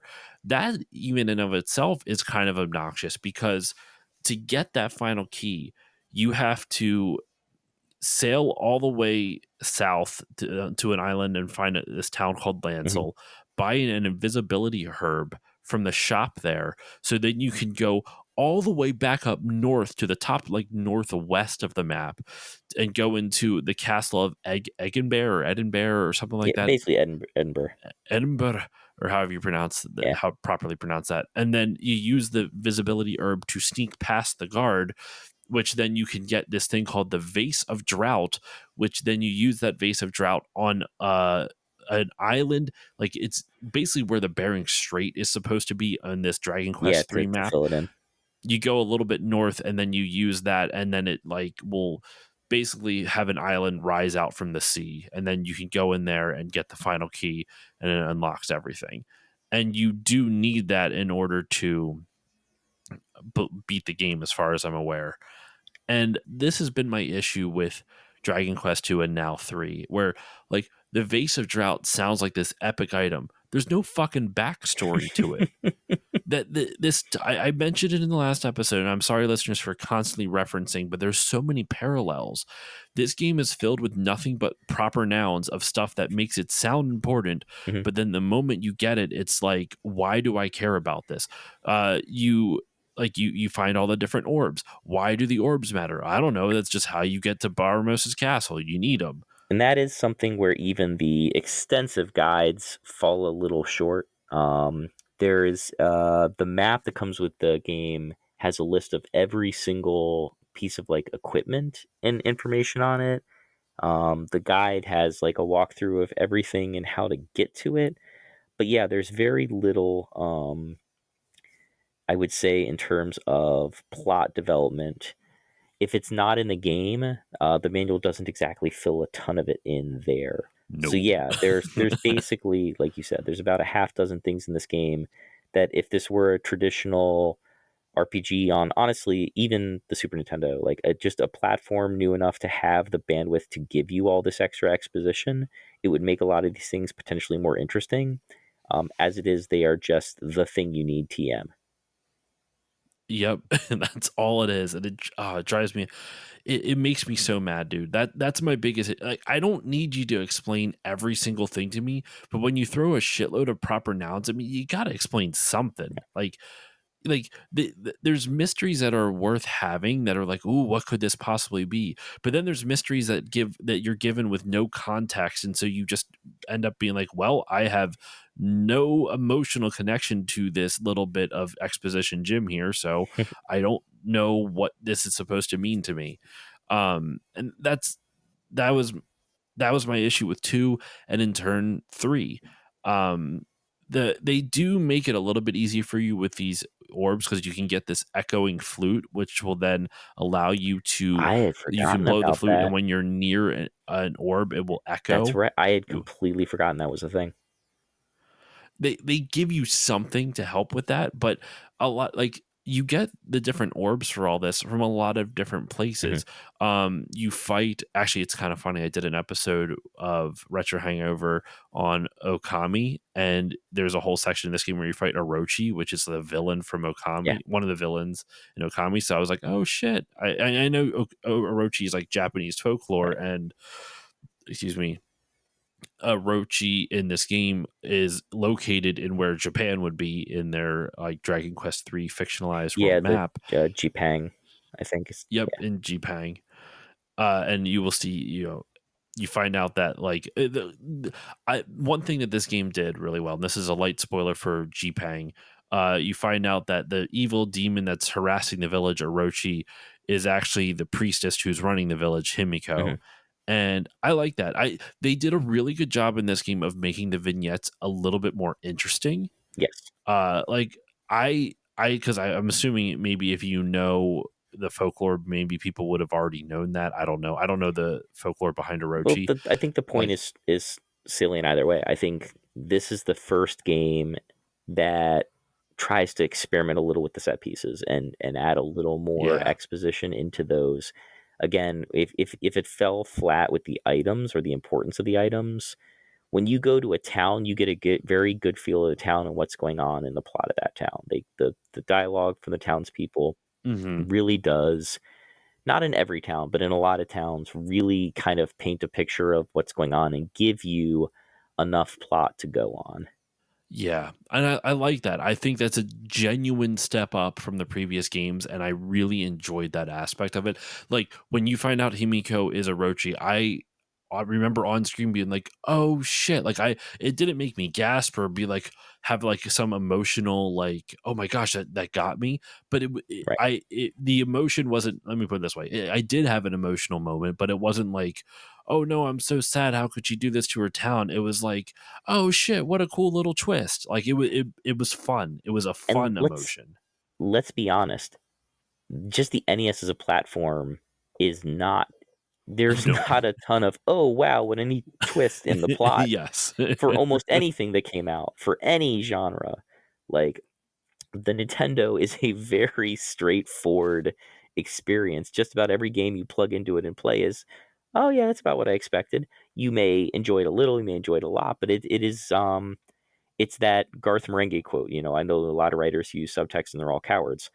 Um, the opportunities in Dragon Warrior 3 where they do kind of throw a little surprise at you. We'll save the big ones for later, but like even these little ones here are nice.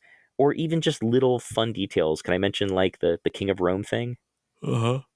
Yeah, so like you can choose to like now that I've resolved the problems here in Romani, like I've been offered the chance to be the king here, and I'm going to take you up on that.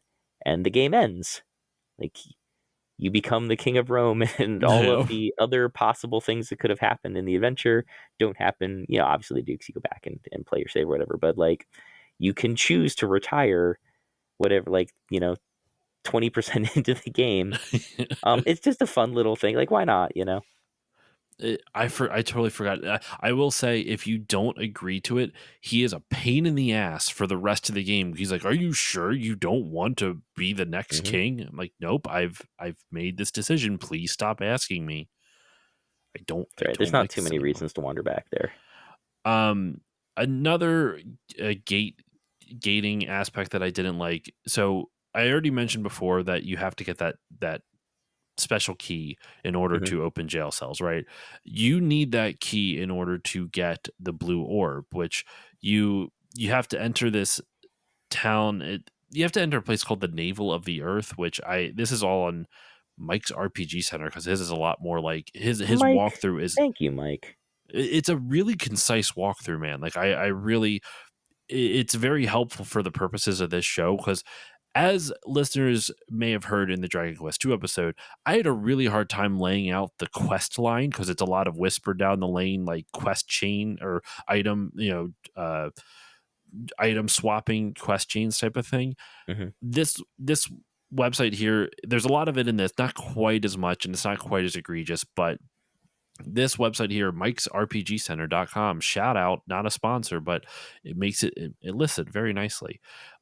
You need that final key to get to the blue orb. So that really obtuse thing of finding a castle where a guard won't let you pass, finding another herb, like going to another place and finding the invisibility herb. And I'm assuming one of the townspeople would tell you, like, you can use this to get sneak by people. And then it's Right. supposed to trigger in your memory, like, oh, I can use that to sneak by the guard. And then you have to go all the way back up, which they're not close to each other. Like I said, this game does not incentivize you to explore because it takes fucking forever to do anything because there's random battles everywhere. That that's one part of the gate, like the gating of the game, like the progression of the game that I don't like. The second part is the merchant town. Now, I want to preface this, Dan. I like this idea in theory. I think this I is a do too. really cool idea. That games that play with multiple things, like the first ActRaiser is always going to be beloved because it took two different genres and kind of mishmashed this together a little bit.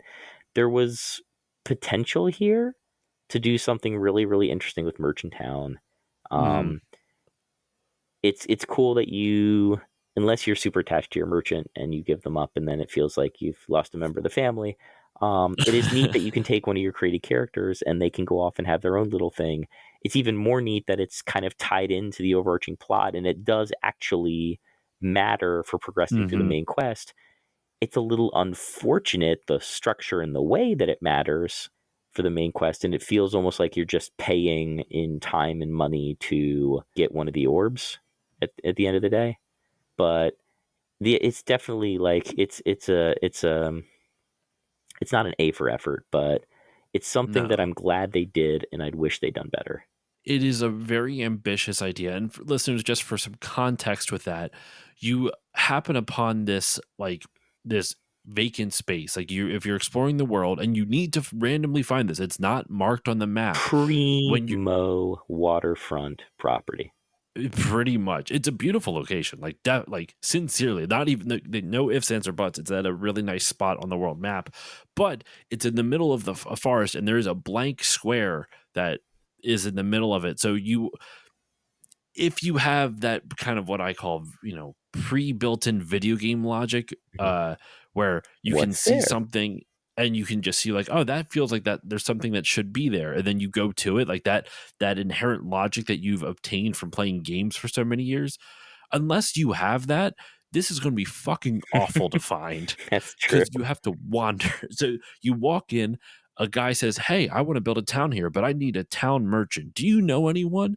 So then you can go back to Aliahan, the starting location, get a merchant, sail back over there, You have to pray to level him up God though, that he right? survives the whole way, or he's in your Does party. he have to be? I forget. Doesn't he have to be a certain level before he can? No, at least on the Super Okay, Famicom. I don't know about the NES version, maybe not. but you can just drop him off, and then at various points as you play through the game, if you return to this merchant town, you will see new things have been added to it, different buildings, more people are showing up. And there's a whole little storyline as you go through it where, like, basically the people of the town revolt against your merchant who is now being a piece of shit to them. But in kind of a cool idea, he gets thrown into jail. He's like, "Yeah, I deserved it. I'll do better next time," and he redeems himself. He genuinely does. He gets out of jail and he fixes all of his wrongs, and then at the very end of the game, he's basically like, "Well, I've done all I can here. I'm going to hand over the reins of this town to someone who needs it. If you don't mind, Mister Hero, whatever you are, I'd like to join you again."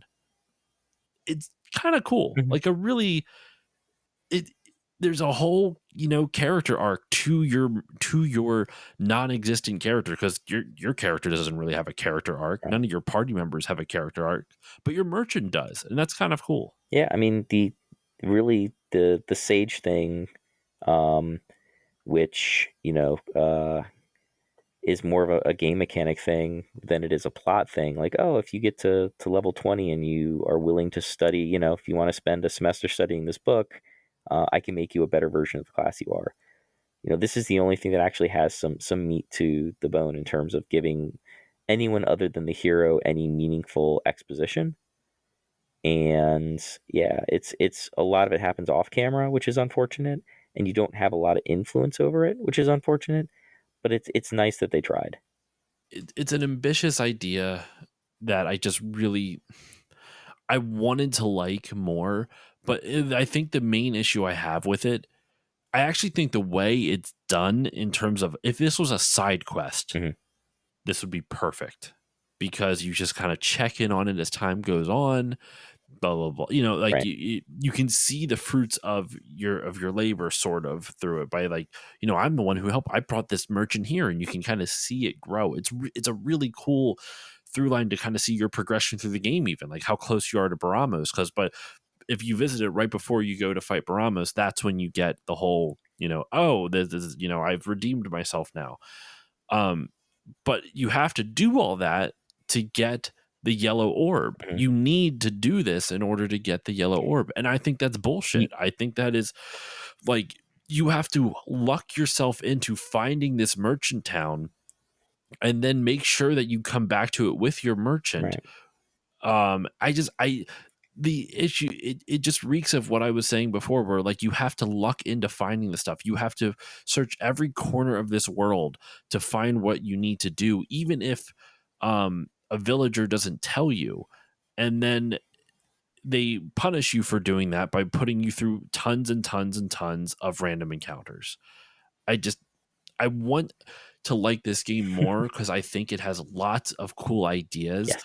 but this is really what killed it for me. This, listeners, this is why I stopped playing the game, because I got through all the way up to Baramos, and there is a whole, I would say, another third of the game that I didn't even Mhm. touch. Because I didn't even beat Baramos. I got to Baramos, and he was really difficult. I'm like, all right, I'll just level up, but I don't feel like it. I've played through 2 other Dragon Quest games at this point, and I don't feel like just grinding up levels with combat that I'm like mildly interested in. Yeah. No, it's understandable, and it's, your design brain kicks on, and it's hard to turn this part of it off. But you start to think of like what you could adjust that would maybe fix some of these problems. Like if you build the merchant town sooner, and if you are capable of fast traveling to it, can the merchant or Louisa or whatever the name of the person is, who needs the merchant, um, can they give you the context for those items that you're hunting for? Like, oh, hey, he's a merchant. He specializes in items. If you like use the vase of draft on him, like he goes, oh yeah, this is famous for Was blah blah blah. passed Like, down from right, like you have the opportunity to use that maybe as a fill-in for the context for all of these mysterious proper nouns you're carrying around. Um, there's ways that little tweaks and little quality of life things could improve this, but obviously, it was already a very large game and an ambitious game for the platform it was on. Time is always a consideration, budget's always a consideration, and it's not like the game didn't sell like absolute wildfire. It definitely did. It was a big, big, big unit mover in Japan. Um, Oh yeah, but outrageously popular. um, I don't know how much more I want to say before it technically isn't a little spoiler anymore. Well, you know what? This is the last thing I'm going to rant about before, I mean, we can go into full spoiler mode. To get the silver orb, Hmm. while you were talking about, while you were kind of talking about that, I was reading this guide again, and you know, sometimes things just make me mad. Um, so to get the silver orb, you have to get the whole final key, which I already told It's you an was ordeal in an its own. annoying little quest, which is kind of obtuse to get. You use the final key to basically, I'm not even going to bother going. Like, you have to go to like a cave to get the mirror of Ra, which then you go to a castle. I think it's Samano, and you use the mirror of Ra on the king, which reveals its true form to be a boss troll. You fight the boss troll, and then you rescue the real king from the prison, and you get the staff of change. You use the staff of change. You can either use it to get into a fairy town, which they hate humans, so you can Oh, is disguise it yourself as a fairy in fairy yours? or I a think it was dwarf. Elf Town in. Okay, Maybe it's elf. I don't remember. I thought it was fairy, but I don't right. remember entirely. But once you're done with that, like, that part's optional. You don't need to go to the elf or Hmm. fairy town, but you can if you want to be able to get some items from there. It's definitely worthwhile too, because there you can get the one item that heals your MP, so Yes. it's worth stocking up on those. But then you have to give this old dude the staff of change that you got, because the staff of change allows you to change your appearance, and you do that on, like, I think it's like a frozen island in the northeast of the entire world. He gives you a sailor's thigh bone. You use the sailor's thigh bone to track down the phantom ship, not a phantom The ship, Phantom the Ship. phantom ship. Once again, proper noun. Which then, as you explore the phantom ship, you get the locket of love. The locket of love is used to end a curse in the channel near this place called the Promontory. promontory promontory of Olivia, which ends the curse, and you can finally sail through, go to the shrine, and get the sword of Gaia. And then the sword of Gaia you need to use to throw into a Another volcano, FF4 reference. which will then take you to the cave of Necrogond, so you can make your way through the cave and finally get the silver orb. Fuck this game. Like, what What, the hell? after all of those lovely item fetches, you don't want a 5-story dungeon to go with it? Oh my god, we didn't even touch on the dungeon design, which is like better than Two's dungeon design was really bad, especially in the Cave of Mhm. Rhone, and the undersea cavern or whatever. But yeah, that you use all that, you get those 6 orbs. You finally get the Phoenix, which allows you to fly. It's Mhm. Ramia, and then you can go different places, and that's how you can finally get to Baramos. Because otherwise, you can't walk. You Right. literally can't walk there. There's It's a ring a, gate. a range of Yeah. mountains in a complete circle around it. And that's how then you fight Baramos, and that's where it kind of Willy, the willy, plot willy, willy. twist occurs. But Dan, before we get to the plot twist and everything, what did you want to talk about as the slight spoilery thing? Oh gosh. Let me scratch my brain and try to remember this. Um, Sorry, that quest yeah, chain no, takes a lot it's. out. I mean, it's probably worse than the Final Fantasy one involving Astos and the crown and the elves that are asleep and all that. But that's like it is maybe most indicative of the limitations of design, like the limitations of what they had to work with and sort of how they were thinking about gating this stuff. You know, I always think of like your tools, your verbs, your golf bag. Like, what are the things you have in your game design that you can use to move things forward? And Dragon Warrior Hmm. 3 is an ambitious game with a limited tool bag. And you can tell by the time they got to this point, they are out of like interesting, clever, fun tricks that you can do to be something memorable necessarily. And all you can do is just stretch out. You just kind of repeat. Um, because, like you said before, there are so many things in this game that get meaningful names. And all of the little details that go into this, like the phantom ship and the cursed it's like a straight, it's sort of like a Panama style, like it's that little cut through to get, that you need to get past through that the winds won't let you go through, and all those fun details, like dropping the sword of Gaia down, right? um there's so little exposition, so little reason to be doing it, except it's the next breadcrumb that you need to follow, that they just feels like a series of missed opportunities. But they have to be, because there's only so much you can do unless you're willing to add another 200 dialogue blocks. And Yep. is the player going to have a better experience with those dialogue blocks if they're already just kind of working their way through it? Dragon Warrior 3, oh, this is such a weird thing to say. The plot doesn't really matter. No, it doesn't. It's you are out there to save the world. You are a plucky kid with a few close friends and a friend who eventually lets greed get the best of him, and another friend who's really good at studying. And, the 4/5 of you, depending on whether you're merchants in your original party or you replace them or not, um, you save the world and then stuff happens after it. But you never get super attached to anything overarching. Early game to mid game is pretty effective at making individual towns almost feel like episodes of a show where you're kind of solving Yeah. that town's problem. And those Hmm. encapsulated limited experiences are effective, because encapsulated limited experiences are exactly what they can do with the hardware and the software and make something feel, from an experience standpoint, tight and well formed. The farther out you zoom, the more you stretch out to the overarching plot in Dragon Warrior 3 or multi-step breadcrumb type things, the more the design falls apart and it becomes very, very visibly busy work. And that's why I thought Dragon Quest One worked so well, because it didn't stretch out too far. They didn't zoom out too much. It Mhm. is a very concise, clear, like progression. You talk to people in the towns, they give you a general direction to go. And to travel, it you might spend 2 to 3 minutes on travel, and that's it. Mhm. Like in between areas. Like it's not there's not a far commute between these little hubs.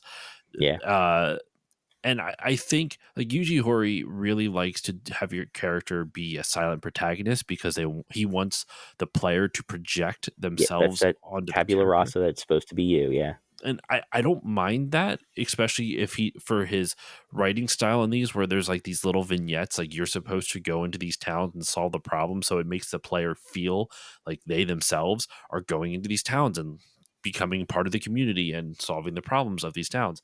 Hmm. I like that idea. It doesn't work on the large scale as we for all the reasons we've laid out here. And it's frustrating because honestly, he pulls a decent plot masterstroke. We'll get into the spoiler wall here, like the actual plot twist here. So for those who have listened up to this point and you don't want to know kind of like how this game ends, if you are interested enough to play this game to this point, please go play it and then Yeah. come back because this part I actually think is a really cool idea. And Sorry, before go you ahead. like, you were saying how much you like Dragon Quest One for like that structure and that like that conciseness and the way that that world was laid out. Wouldn't it be fun to go back to that world? And that's exactly what we do. It is that's the big plot twist. You once you defeat Baramos, it sends you into an alternate dimension where you show up in Alefgard, the castle, the world, excuse me. Castle of Tantagel is the original castle, but the Mhm. world of Alefgard. And since this game takes place before the events of Dragon Quest 1, there is the big bad that apparently Baramos reported to is this thing named Zoma. And you go into Zoma's world, which is Alefgard, and you have to stop him here. And as you play through the game, like this is such a cool, like little Easter egg breadcrumb to the people who played the first Dragon Quest, because everything that you do in the first Dragon Quest, you essentially redo again. And the big plot twist is that the hero of Erdrick that is alluded to in Dragon Quest One that you are following in that hero's footsteps in order Mhm. to defeat the Dragon Lord, you are doing that right now. You are the hero of Erdrick. And you don't know that until you beat the game. Once you beat Zoma, um, you are bestowed the title of Erdrick, and the king of Tantagel bestows the title of Erdrick to you, and that's how it all begins. And Isn't the that reason awesome? why, sorry, what? Isn't that just awesome? It's such a cool idea. It is the perfect way to reward players of the series while also not like the game gives you so little context for everything else that if you didn't play the first two and you only play this one, you're just kind of like, okay, that's cool. Like, you don't, it doesn't feel out of tone compared to the other random mishmash of proper nouns that they've thrown at you so far. Um, but if you've played the previous games, it's a really cool callback to that. It honestly kind of reminds me of, have you ever seen the Fast and Furious movies, Dan? I have seen some of them. All right. I don't want to spoil it for you, but likewise to this game, Fast and Furious plot doesn't really fucking matter. Like there's a bad guy, they're going to beat him. That's about it. Yeah, there's a lot of melodrama in it, Sure. which I'm all for in the way they do it because it's amusing and entertaining. The end of Fast 6 has a plot twist that will blow your goddamn mind if you've seen the movie series up until that Okay. point. So If you don't know it, if you if you haven't seen the other movies up until that point, you're like, okay, that's odd, but it kind of fits in with the zaniness of that movie because it's so over the top. yeah, I think the last one I Likewise for saw was this. Fast Five. Is Fast Five the one where they drag the giant safe around? Yes, it is. Okay. That's a good That movie. is the I love last that one movie. that I saw. And I recall thinking, like, this is absurd. This is absurd. This is fun. This is absurd the whole time. And there's one moment in five where one character's like trapped under a car that's like on its side and a grenade like rolls near him. And the whole movie just slows down for a moment and he's looking at it. And it's like every ounce of acting skill that he has been refusing to use up to this point in the movie all comes out at once. and the way the emotion just saps from his face as he's looking at inevitability in the form of this pineapple is just, it's movie gold. I was like ready to give them the screenplay Oscar right then and there. And then it went back to absurd explosions and visual candy for the rest of the movie. So I absolutely get what you're saying. They are very scatterbrained experiences, but they are entertaining ones. Exactly. And I'm not I'm sure Dragon Quest fans love me comparing the story of Dragon Quest 3 to Fast and Furious. But here we are. Here we are doing just that. But it really is. It's a cool, not even comparing it to Fast and Furious anymore, but this plot twist idea of like you are the hero of legend from the first game is such a great little plot twist. Like I absolutely adore that. And fun fact, so in the Japanese version, the great hero of Erdrick is called Lodo. Hmm. And if you try to name yourself a Lodo in this game, the game will stop you and say, that's blasphemous. You can't name yourself that. Really? Yeah, it will not let you I name wonder yourself if Lodo. I wonder if the NES one has that or not. I don't think I ever tried. Before we go into final thoughts on the story, just some other quick fun facts that I didn't get to bring up over the course of the conversation.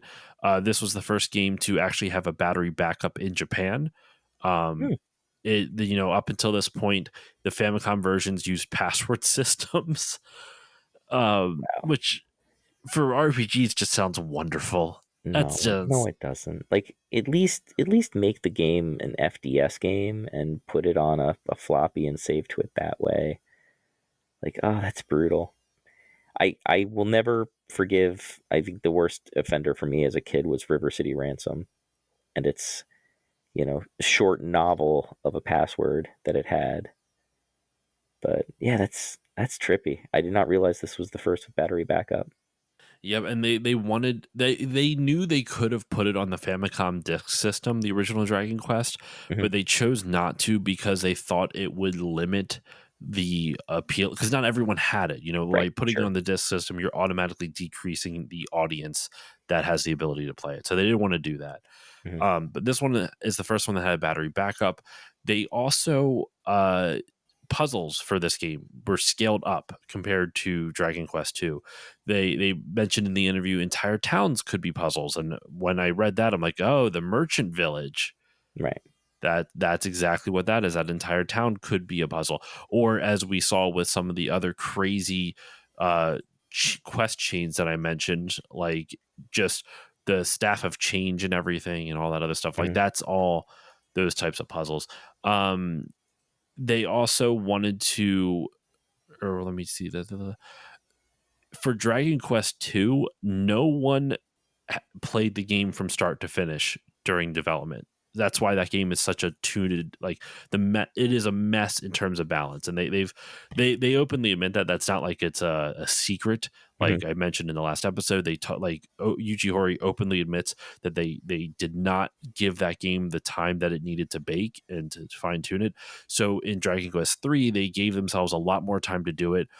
For example, the at least for the dungeons in this game, there was a lot of changes to it. At least 70% of the original draft of the dungeons in this game were completely revised. So Wow. they really took their time on this one, and it honestly shows. I think this game overall is better balanced. The dungeons aren't nearly as obnoxiously long as compared. Like when they are, it's like towards the end of the game when you kind of like are expecting them to be. Sure. And yeah, so I think those are the last little bits that I glean. Interesting bits. There's lots of stuff in that interview on Schmuppalations that you might find interesting. So go check out schmuppalations.com. They're They have always lots of great. great interviews, translated interviews from Japanese magazines. But yeah, so throwing it back over to you, Dan. Any final thoughts on the story here? I wanted to just get those little extra fun facts in before I forgot them all. Anything you want to talk about with the plot twist and the overall story of the game? Sure. So we already mentioned earlier so a lot of the smaller plots, the individual town plots are interesting, but the overarching one can feel pretty generic. That twist when you realize that you're headed back it's so rare to play something that has like no illusion or hint or idea that time travel or world travel like that's going to be involved, and then to drop it on you like that. Most games that try to weave that into the narrative spend a lot of time doing it throughout the story or make it part of the story entirely. Whereas this one is one that kind of just it hits you suddenly. But because it is, especially for people who played the first game, such a welcome return, and such an interesting twist, that it doesn't grate me at all. And I think it also helps that when you realize it's all prequel, that you're not Mm-hmm. undoing or changing anything. It does not invalidate any of your experiences in Dragon Quest 1. It just lends some really cool context to them that you wouldn't have expected. And that's really exciting. And that is almost worth suffering through this game for. Um, it's definitely it definitely redeems it in a lot of ways. Not just because of that story beat, but the last chunk of the game is actually pretty fun. It's pretty well balanced. The towns are fun to go through.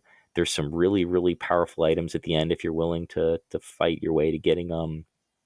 There's some silly items. There's just enough when you return to the world of Dragon Warrior 1. And this is, I guess, part of my problem is I can never remember. I can literally never remember the name of either the worlds of Dragon Quest 1 or 3, just the places in the world. It's Alefgard is the name of Alefgard. Dragon Quest 1. I couldn't Um, tell you the name of Dragon Quest three's world, but continue. right. But it's exciting to be back there, and there's stuff to do, and it is a neat last chapter to the game. One that is mercifully not as long as the first. By the time you get there, you're about 70% of the way through the game by the time you get warped through. Mm-hmm. Would you I say? would say so. Yeah. I would say so. Like 2/3, 70%. Yeah. Yeah.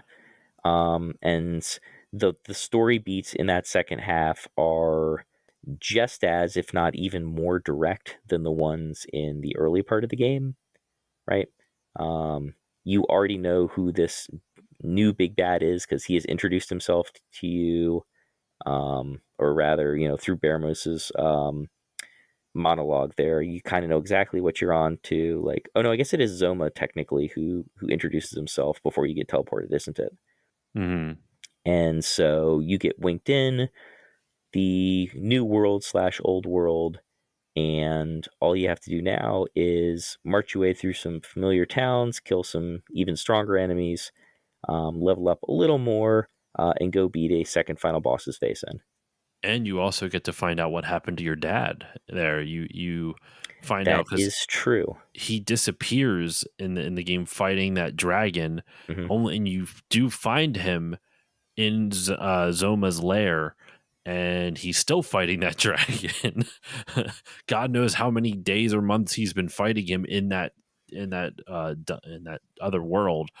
But maybe it was just a flash of an eye. Maybe it took 3 years for all that to happen in our world, and in their world it was like a minute, full Narnia type of Hmm. thing.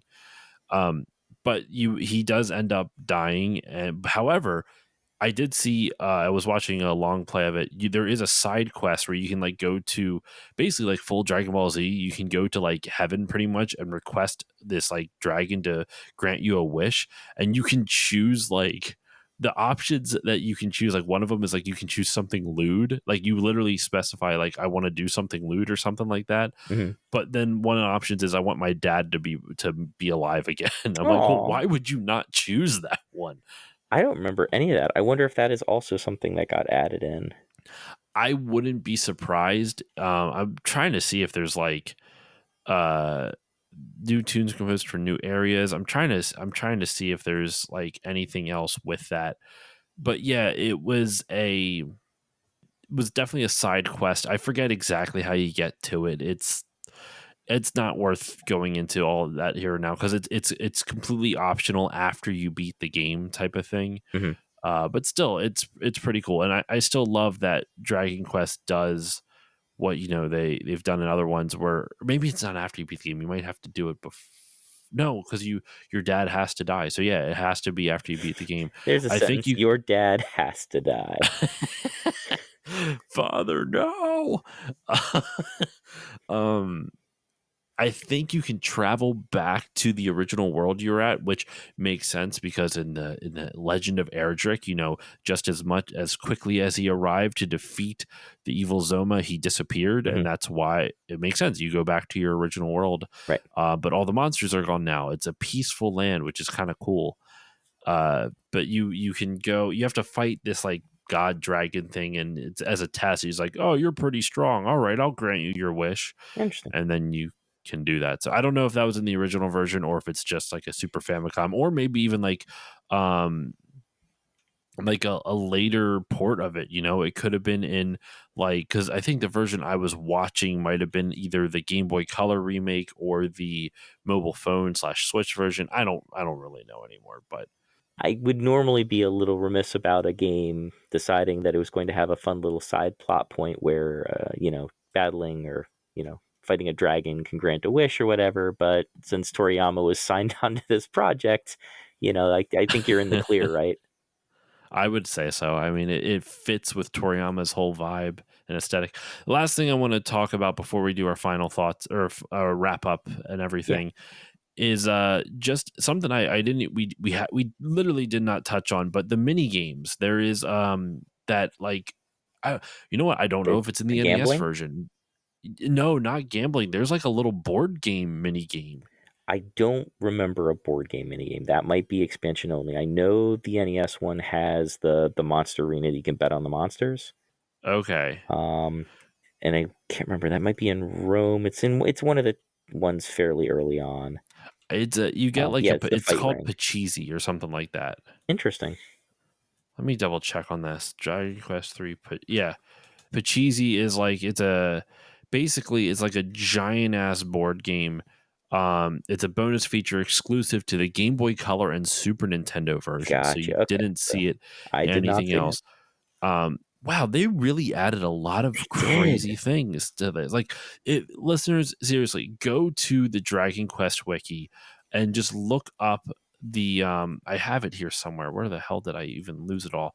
But you can go to the Dragon Quest wiki and they will just list out there's literally like 2 paragraphs worth of like differences. And clearly they didn't mention it. They don't have everything because Pachisi is not on there. That is only in the Super Famicom Wow. and Game Boy Advance versions, which is just bonkers. Yeah, it's like a board game. You have a randomly rolled dice and then you can move the certain number of tiles. Sometimes there are forks in the road and you can choose which direction you want to go. Hmm. um it's only one character that goes in your hero and you get different items, and yeah, there's other mini games like getting the medals, and I'm not going to go into all that. there's The there's a lot of mini mini games, at medals, least in the or Super Famicom version. yeah, that's a lot of stuff they added, and I guess it kind of goes to the thought before, like Dragon Warrior 3 slash Dragon Quest 3 is such an expansion on the idea, and there's so much air in the room to play with that, random mini games and stuff absolutely makes a ton of sense here. If you're going to expand on this game, there's plenty of opportunities to throw stuff in there that's, you know, not plot centric. It's kind of tangent to the plot, or not incidental to it at all. There's room for that, because there was kind of a vacant space where the only things that you really had to do were to kind of either gain experience or march around or follow along with this core plot. So there was definitely space with the expanded memory or the new platforms to kind of get fun and creative with it. Plus, I mean, a lot of other games had been adding them. So I think by the time you're revisiting that title, it feels like almost like you forgot to do it before. Or, I mean, obviously there was restrictions. Um, the first Final Fantasy had what, like a sliding tile puzzle if you had hit a I certain think so, yeah. button combination like 50 times. Something like that. I didn't get too far in the original Final Fantasy. It's something I actually But need to like go back into but and there's check, not a like lot in this earnestly era. check So out. like getting to the next platform and going like, oh well, we got extra memory to work with now. We have we have prior art to look at and go like, oh, what would be fun to add to this game? So no, I'm glad they did. Me too. It's a bunch of cool additions. So we'll wrap up this episode though. We've already been going over 2 hours, and it's honestly it's wild. There's probably more stuff we could dive into, but I think we've given a really good solid breakdown of this game. So Dan, I want to end this episode with just kind of final thoughts. I feel like we've already kind of addressed it, but just as like a definitive, like this is how we feel about this game. I want to throw it over to you, but actually, you know what? I'm going to give you the final word. You're the guest, so you will get the final word on this game. I will say this, as I've already said before to the people right before the spoiler wall sections. I think this game is ambitious. I think this has a lot of promise. I don't think it's I did not enjoy it. I think the flaws of the second half of like the too exploratory or like the world being too open and how tedious it was to explore it just really killed all forward momentum for me. I do think there is ways to beat this game despite all that. Like if you know that going into it, Mhm. and you know that's coming, I think that can make a world of difference. I think the way you're meant to play this game is to wander aimlessly and use that because you need to level up. So that way, by the time you figure everything out, you will be a high enough level. Like that is intentionally designed into the difficulty. Where if you are not wandering and fighting the entire time while you're wandering, then you're going to have a very hard time with beating Baramos or whichever bosses they throw at you. So you do need to do that. Um, and I don't like that. I don't think that's good. But I respect the ambition. I respect why people. I can understand why people playing this back in 1988 really enjoyed it. Why it was such a huge hit, especially with the ending. I think overall this is an ambitious game that I can see why it was popular at the time, but when you hold it up to modern standards and what people are used to now, and in general, I think there's too many elements that are poorly executed. So I'm not a huge fan of this, but I can respect it given what it's done for both the Dragon Quest series and RPGs in general. So Dan, throwing it over to you. Final thoughts on the game. Sure. So we've talked a ton about what this game is and what you do in it. Um, Let me use my final thoughts to say how you can experience this game in a way that you'll enjoy it, because I do think it can be a really enjoyable experience. Um, so my first recommendation is play Dragon Warrior 1 first, because the Dragon Warrior 3 thing won't hit you nearly as hard without it, and I think it is one of the principal elements of the design of the game that makes it work. The second thing I would say depends a lot on your circumstance, your situation. I can speak a little bit from experience and a little bit just from a design philosophy standpoint. You can play this game one of two ways. You can play it the way I played it as a kid, whether it's a group experience on Twitch or with friends in real life, um, with the guidebooks, with the map, with all of that extra information, a lot of hand holding that can help dispel a lot of the frustration that comes from that aimless wandering, knowing that you are increasing the mathematical difficulty of the game, and then attempt to use min-maxing with your class and your character choices and strategizing and accepting that the combat in the game is going to be more difficult, but the fair trade-off for that is that you're sort of simplifying the frustration of the experience for a lot of that aimless stuff, because the map design for the dungeons is not particularly communicative or forgiving. It's a long walk down a hallway to a dead end. It's going down a room and then seeing the correct room was actually go back and around and up and down again. Nothing that really makes you think, just something that makes you do and do again. So I don't think much is lost spoiling things as you go along that way by using a guide. I certainly still felt a lot of emotional punch playing the game, even with a lot of that help. The second way you can do it, which I really only recommend for people who um, want the authentic experience and have the time to invest for it, is to play it the way you were playing it, which is go it alone, don't have the guides, let the game's natural design choices for wandering and filtering down to correct answers play out, because that will make all the numbers line up the way you want it. The hazard with that is you have to be a patient person, because especially in the things that lead up to getting Ramia unlocked, can be among some of the more grating fetch quests that era's RPGs have to offer. Thankfully, the combat system is pretty fluid, pretty well done.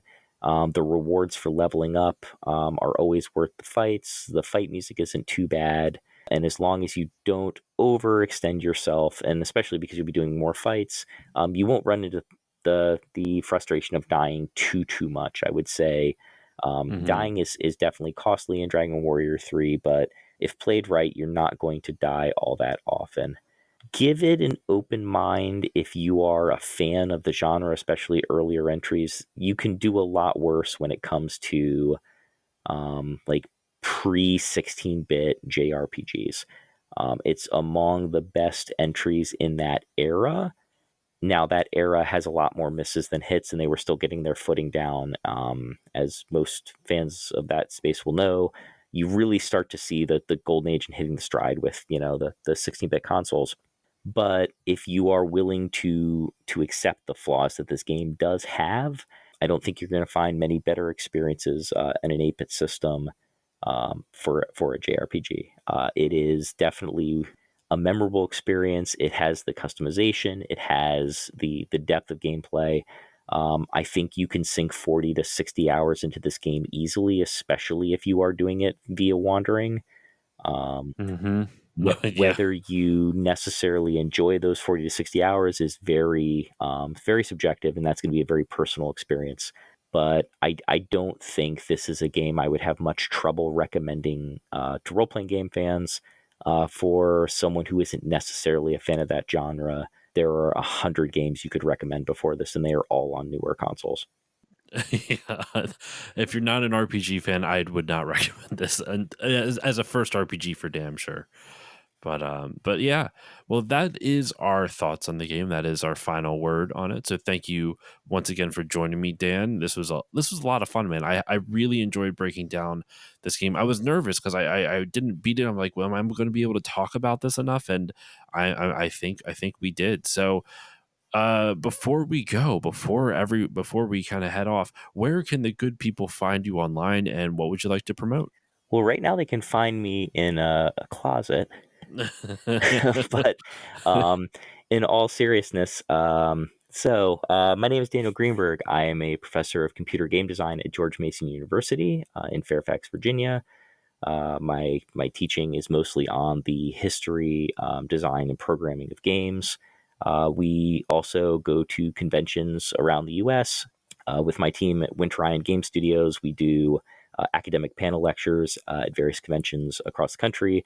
We're taking a bit of a break from that this year. We're building a new studio in Maryland, which should hopefully be done before the end of the year. We also produce the YouTube series Ion Gaming, which is available at watch.winterion.com.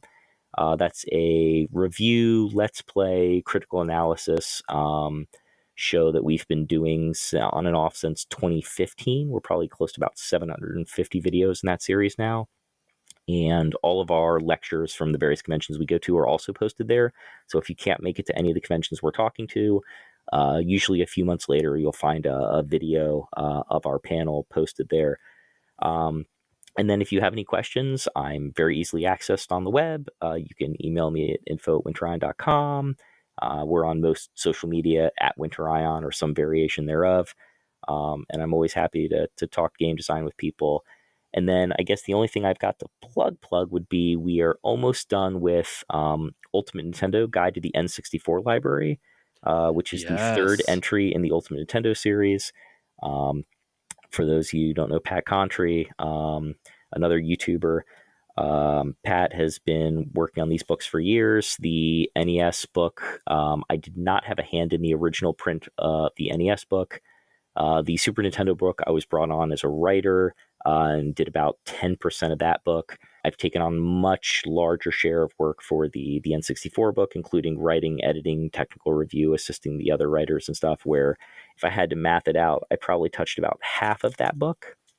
So I am very, very excited for that to come out this year. And if you are interested in picking up a copy, you can get one at pre-order one at ultimatenintendo.com. And if you do happen to catch me at an expo in 2025, because I don't really plan on going to any this year, maybe Long Island Retro Gaming Expo in August, if I'm going to go anywhere, I will be happy to sign a copy in the wild. So, stop by, say hi. And listeners, I highly recommend all of Pat Contry's books, not just the ones that Dan worked on, but you know what, especially the ones that Dan worked on. I actually have the first two, and my wife pre-ordered the N64 one for me, so I will be Aw. getting a copy of that in the mail at some point as well. And listeners, they are not necessarily cheap books, but they're also not expensive. I'm actually genuinely impressed by the quality of the book for the price. Like, this is like basically a textbook. It is a coffee textbook, like a coffee table textbook, They're meaty. is what I was trying to say. I was going to say, one of the reasons I enjoy working on them is because they are so, large scale, almost academic reference. Because I had Mm-hmm. worked on a few other books before Pat and I coordinated on these, and this was the collab where I really felt like this was a valuable artifact and asset that you could use if you needed to cite something, if you're doing research. Especially in the reflection sections, we get the opportunity to kind of dig into some things that you wouldn't necessarily just find like looking up the game or just doing a rote playthrough of the game. So I do really cherish working on them. The professor version of me is absolutely all for working on them. They do take time though. It's definitely years long effort. So Yes, it is. He's been teasing this book for like 3 years now at this point, but pre-orders are up. I love these books, so definitely go check them out. I'll include a link to everything Dan mentioned in the show notes, so please go check that out.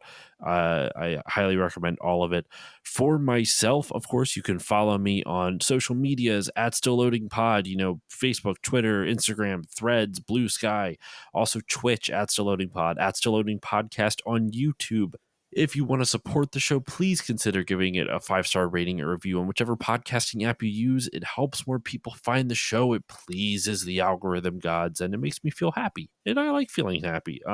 You can also support the show over on Patreon at patreon.com/stillloadingpod. There's lots of goodies for your hard-earned dollars. For $1 a month, you get all the episodes a little bit earlier with better audio quality, as well as access to patron voting rights, which help guide the direction of the show. Topics like Astral Chain, which at the time this episode's coming out, that will be coming out next month, actually, in just a few weeks. Astral Chain was a patron voted topic. So, yeah, if you want to help guide the direction, that's just some of the stuff you can do. For $3 a month, you get everything in the prior tier, plus patron shoutouts, which you heard at the beginning of this episode. You can get your name shouted out at the beginning of each episode. For $4 a month, you get all the other stuff, along with 2 mini bonus episodes every month.